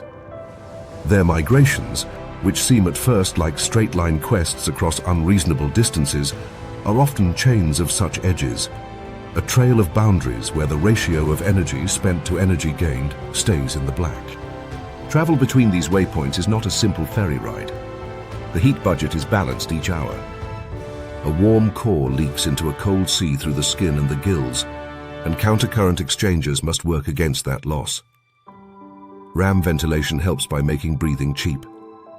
With the mouth slightly open and the body sliding forward, water rams through the mouth and across the vast surface area of the gills without the fish having to pump hard. Oxygen diffuses into blood along micrometer-thin membranes that stack like pages. Carbon dioxide diffuses out just as readily. At speed, the system feeds the engine with minimal added drag, because the forward motion that is necessary for oxygen also creates the pressure that forces water across the gills.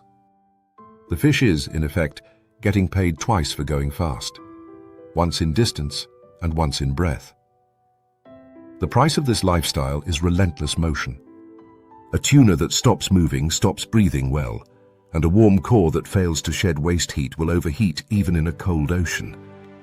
The animal's solution is to be a traveling furnace that vents with exquisite control. Blood flowing to the skin and fins gives up heat into the passing water, or retains it depending on the need, by shifting flow through or around the reed bundles. When sprinting in warm surface layers, blood paths favor heat loss to keep the machine from outrunning its temperature limits. When cruising through cold underlayers between fronts, the exchangers hold on to warmth so that muscle performance remains consistent. The fish earns a living by managing gradients minute to minute.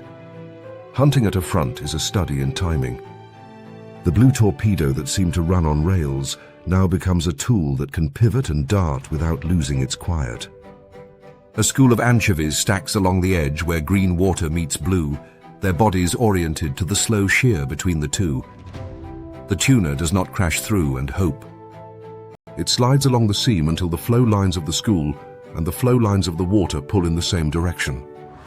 Then the tail writes a few harder strokes and the fish streaks across the grain of the school at an angle that forces the anchovies to choose between accelerating, into turbulence, or turning into stillness and being caught. The first move scatters a few fish from the leading edge. The second move carves the shoal into a series of small, eddying groups where coordination frays. Other tuners, reading the same ribbons of water, make their entries at the corners of these breaks. The school loses its map, and the hunt becomes a series of short, efficient lunges. Vision knits these choices to the body's capacity. Tunas are daylight hunters in the sense that their best work happens when contrast is available, but the warmed eyes and brain give them wider twilight margins than many of their competitors. At dawn and dusk, when the surface throws glare and the underlayers darken, a tuna reads shimmering slivers of prey better than a cooler fish. The long, sharp edge of the pupil and a retina primed by warmth give better resolution of moving points, and a higher rate at which flicker becomes continuous sight. The fish does not outthink its prey, it outresolves it, turning a mess of glints into a usable pattern a fraction of a second sooner, which is often enough. Everything about the body agrees with this approach to the world. The skin's microstructure, the folding fins, the stiff keel, the crescent tail, the core that stubbornly stays warm, it all says that this is a life that purchases speed and then spends it carefully. Even social behavior bends to hydrodynamics. Tunas often hold loose aggregations that give members drafting benefits without inviting the chaos of a tight school. Each body rides the pressure field off a neighbor's shoulder, saving a small tax of energy on each tail beat, but the spacing remains wide enough that turns do not cascade into collisions. When the group finds a patch of prey that merits concerted effort, the loose lattice can stiffen into coordinated rushes and fans that split and compress bait schools, then relax back into a traveling grid. The ocean gives and takes. A front can collapse overnight when wind shifts and pushes warm water over the cold, smearing the gradient and dissolving the free banquet. An eddy that trapped life along its rim can merge with a neighbor and carry its harvest into deep water, where few tuna choose to spend time. The fish answer not with frustration, but with motion. They follow new lines when old ones fade. Their bodies are conservative in the small sense. Do not waste in the turn, do not wag when you can cut true, and adventurous in the large sense, cross basins to find a better slope. Tagging studies that track individuals reveal paths that look like scribbles until you lay them over charts of sea surface temperature and current and productivity.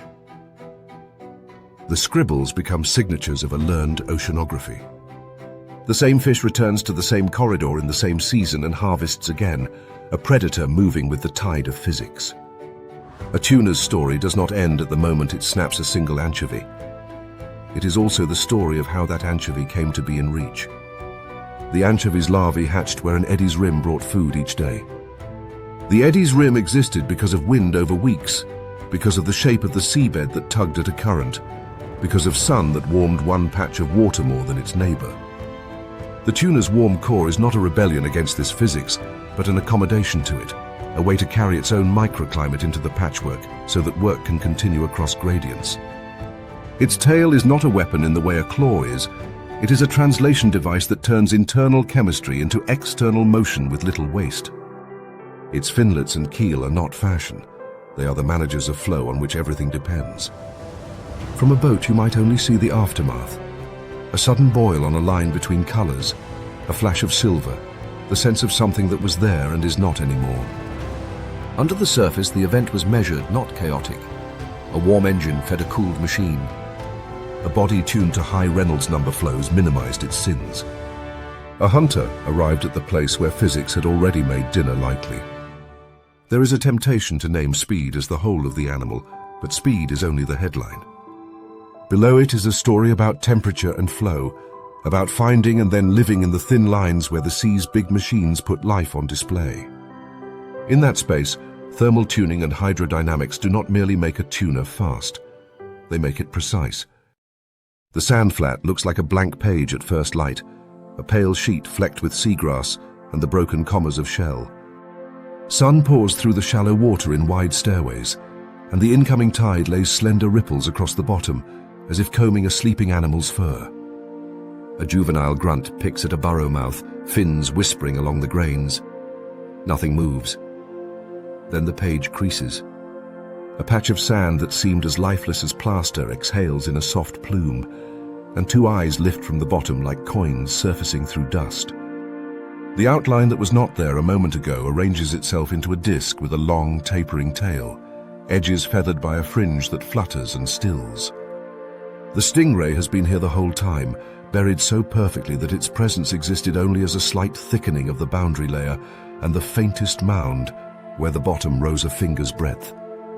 It is an ambush written in hydraulics, a trap built from the physics of sand and water. Burying for a ray is not a slow sink, but a deliberate piece of engineering. The body draws a lungful of water through dorsal spiracles, slit-like inlets set just behind the eyes, and then drives that water under the body through the gill openings. With each pulse, jets of flow shoot outward along the disc's underside, fluidizing the sediment beneath in a thin cushion. Sand that moments before behaved like a solid becomes a heavy liquid, grains buoyed apart by the escaping water. At the same time, the sweeping motion of the pectoral fins lifts curtains of loosened sand and flips them over the back like a blanket. Where the blanket gaps, those spiracular jets stitch the seam, puffing small avalanches that slide into place. In a handful of seconds, the ray disappears entirely except for the paired periscopes of its eyes and the occasional blink of a spiracular valve. Even respiration, the rise and fall that would betray a buried chest in air, is rerouted. The animal continues to breathe by drawing water through the spiracles rather than the mouth, protecting the oral cavity from clogging and keeping the sand cover undisturbed. When it chooses to unbury, the process reverses with equal speed. A few decisive fin strokes send vortex rings under the disc that peel the blanket back off the body, and a brief gust from the mouth blows the last clinging sand away.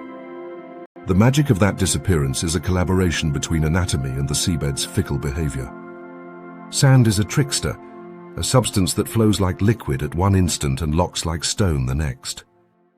By driving water through pore spaces until grains lift and lose contact, the ray lowers the sand's effective weight and lets fin strokes slide whole sheets of it like cards. The spiracles act as controlled intakes and the gill slits as nozzles, and the disc itself is the shovel. In slightly coarser sediments, the jets cut tunnels that carry the loosened load farther out, preventing the cover from slumping back. On finer flats, the flow billows upward and then rains down as a soft drift. The ray reads the difference by feel.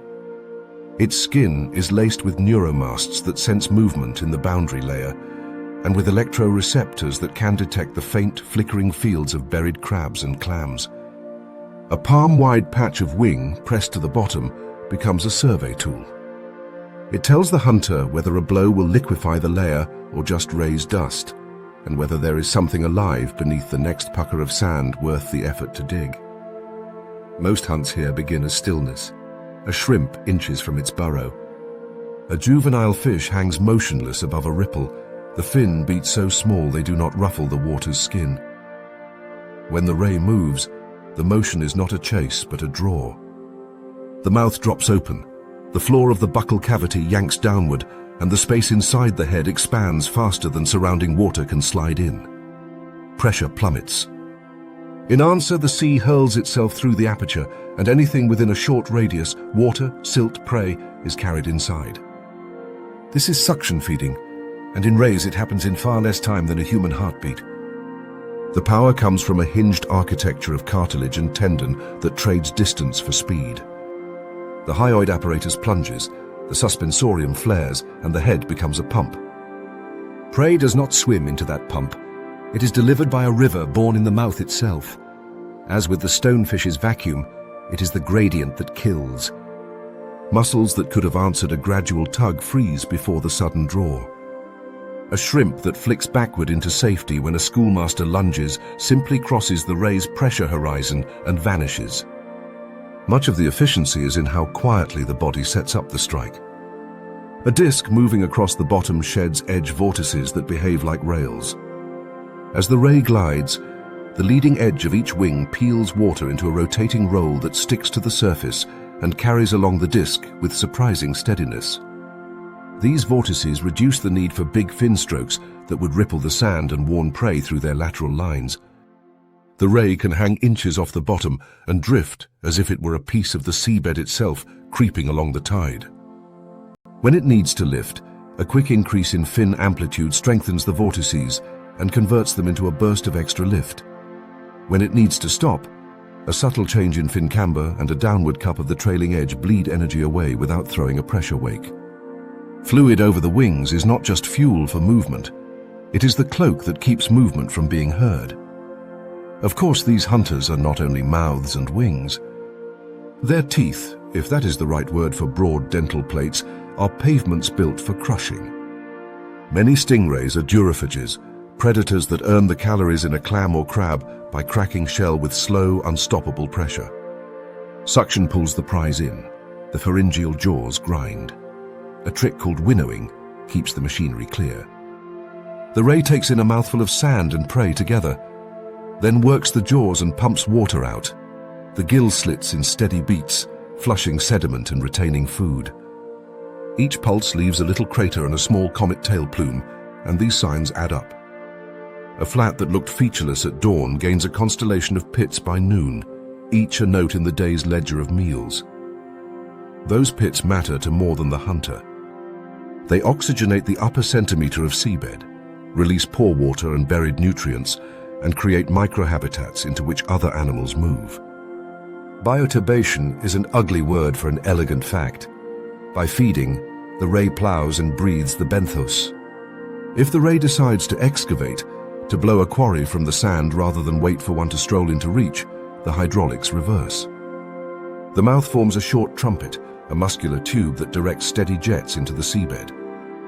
Each jet penetrates and bursts into a small subterranean fountain that lifts grains and fluidizes a pocket.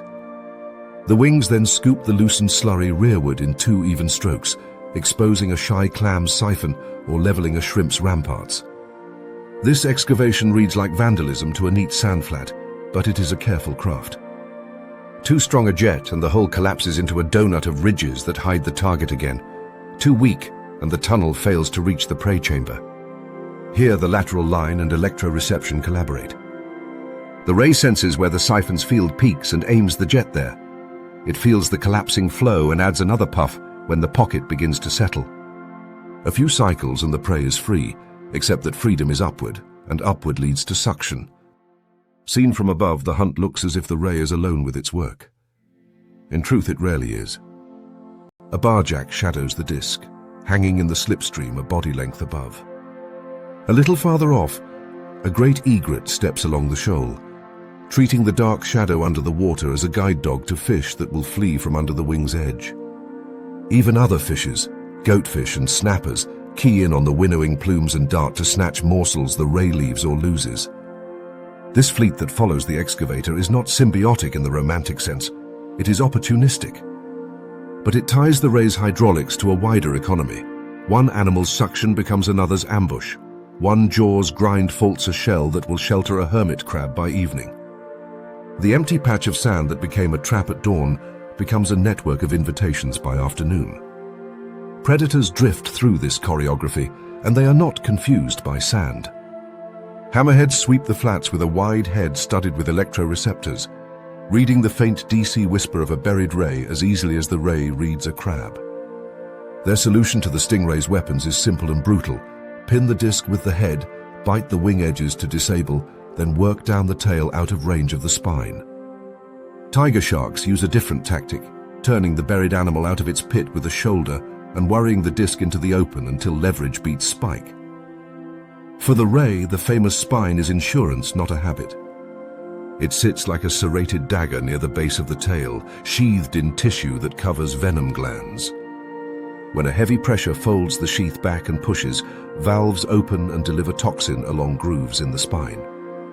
Physics is the trigger, pressure and leverage, not anger. Most of the time the spine lies against the tail like a reminder. Flight, in this body, begins with fluidization and a vortex push, not a stab. The physics that make the ambush so clean also make escape crisp.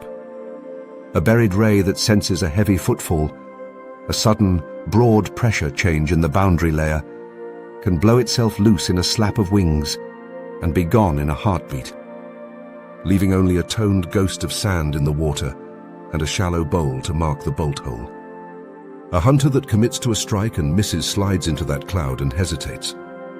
That hesitation is a window measured in fractions of a second, but wide enough for a disc to become a shadow among ripples and for a tail to thread away.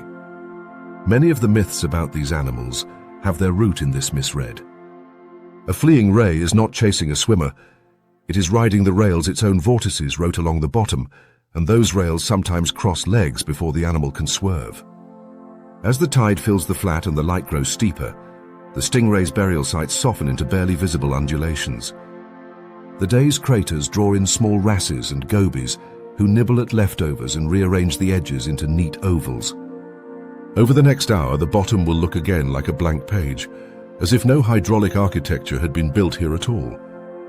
Yet for those who can read it, the story remains, a sequence of pits, a faint smear where a jet tunneled and failed, a chain of paired footprints where an egret walked the ray's wake. In the calm after, the predator resumes its favorite state, misunderstood as idleness.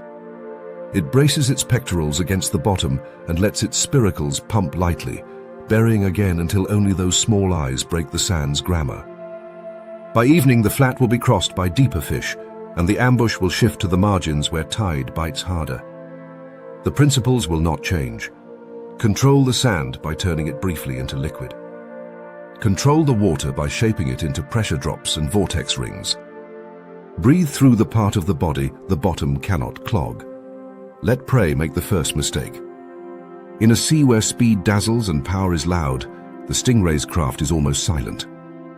It turns the ground itself into a trapdoor and lets gravity and flow finish the job.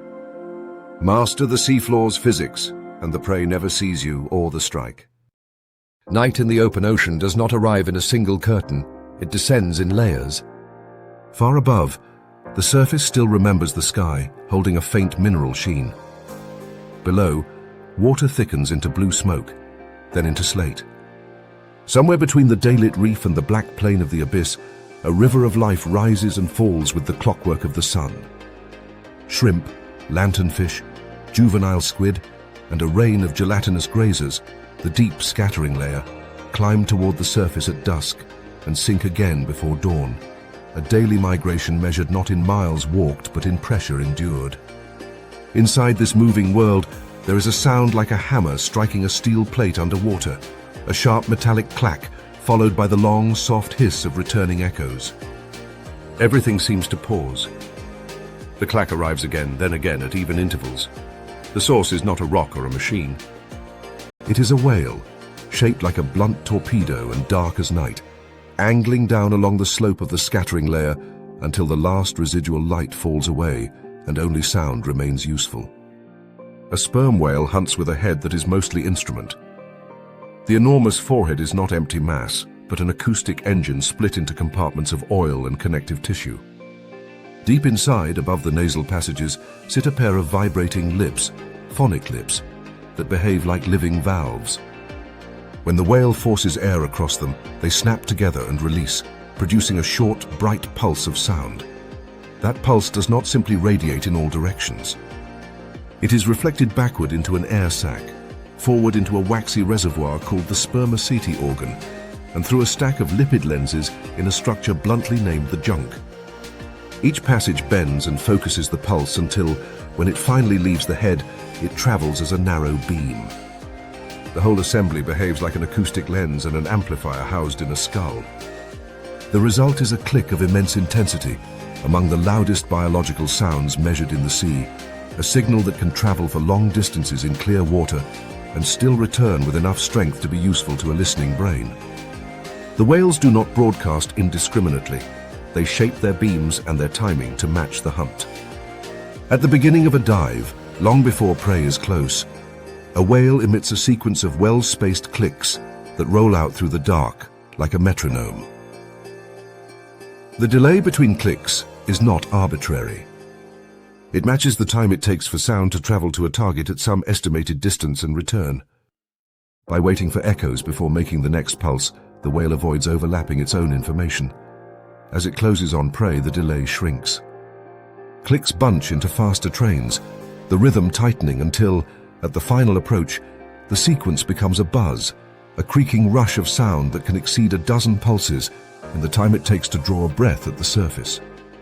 High repetition gives a rapid refresh of information, like switching from a slideshow to live video. The frequency content shifts as well. Lower frequencies propagate farther with less loss, good for surveying a wide, empty room. Higher frequencies fade quicker but return finer detail, good for resolving asmal object at arm's length.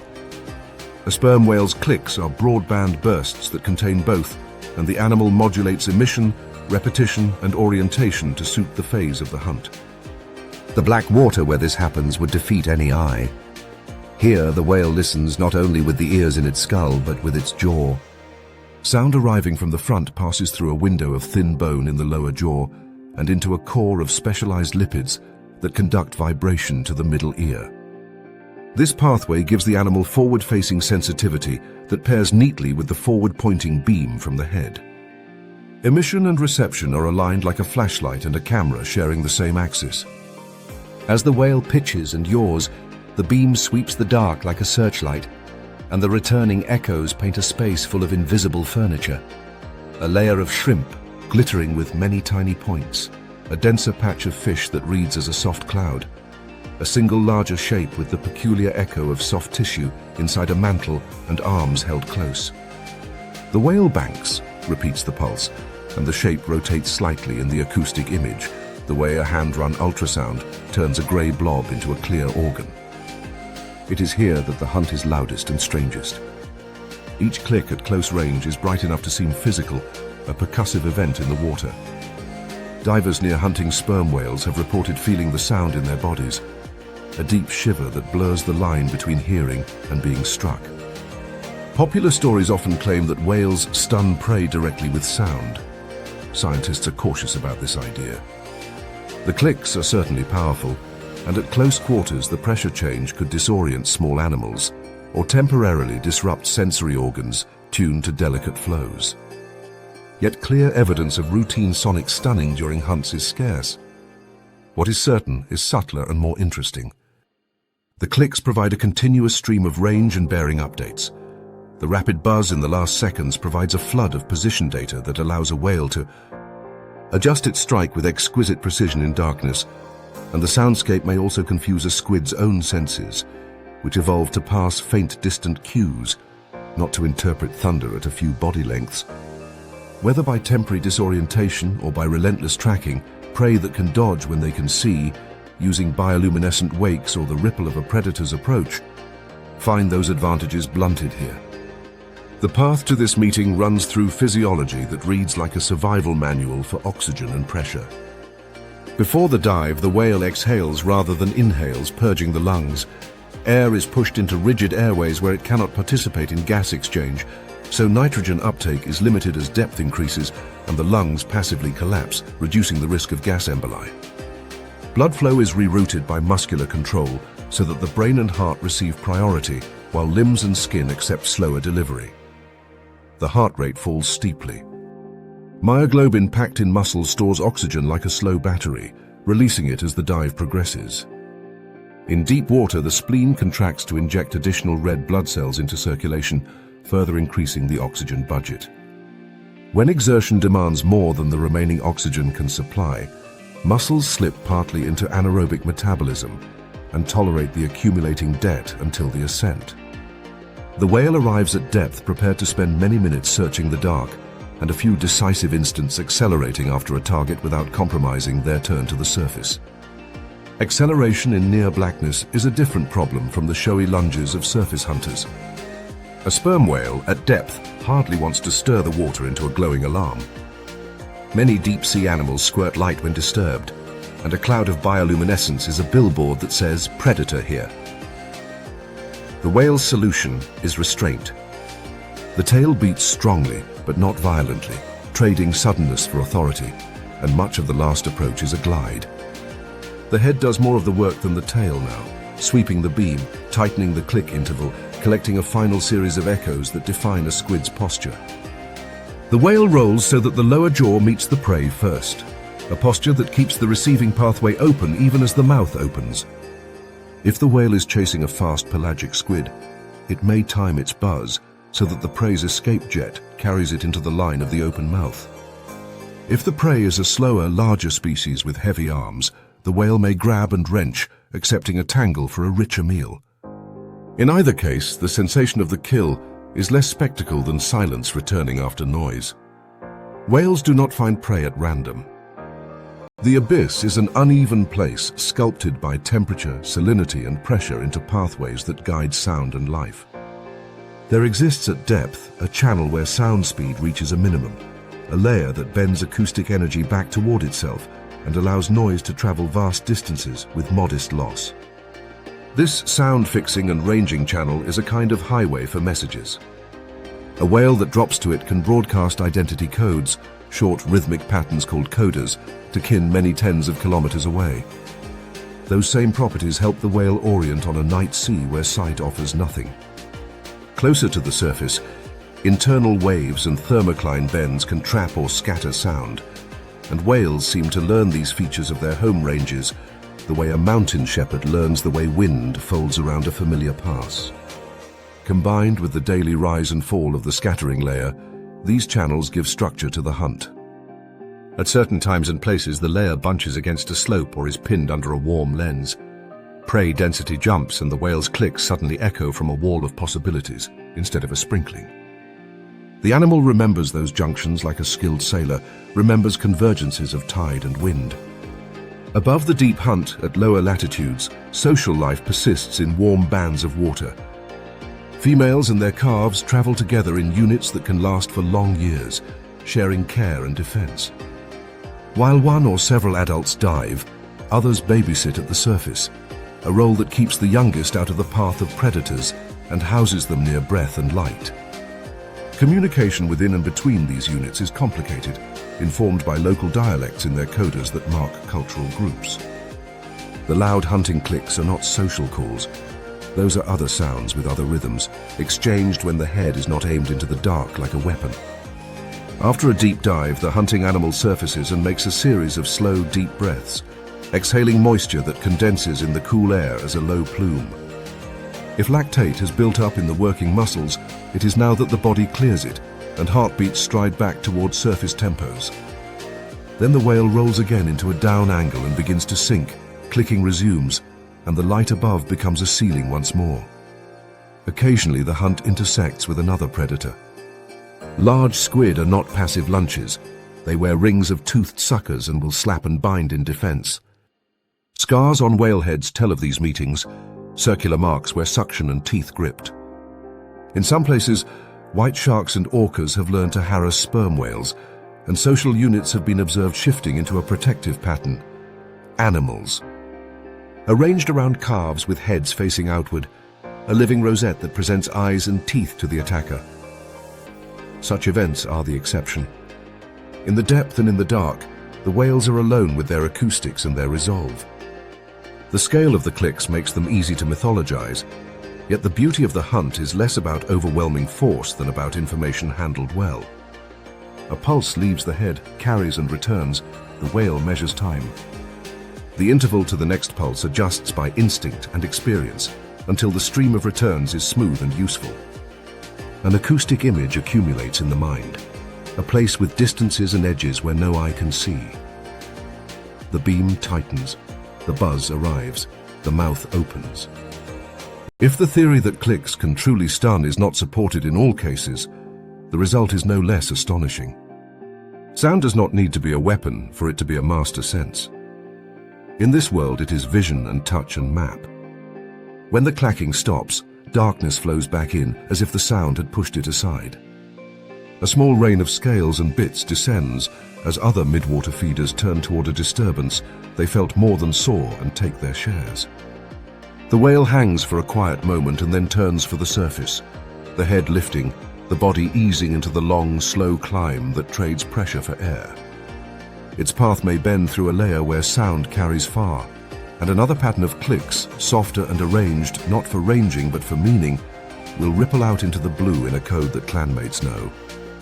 The ocean recovers its silence quickly, but not its emptiness.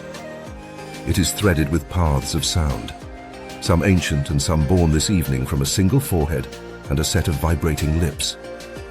In this arena, light has ceded the stage. Sound rules, and for a hunter whose nose is an acoustic lens, it is sometimes the only sense that matters.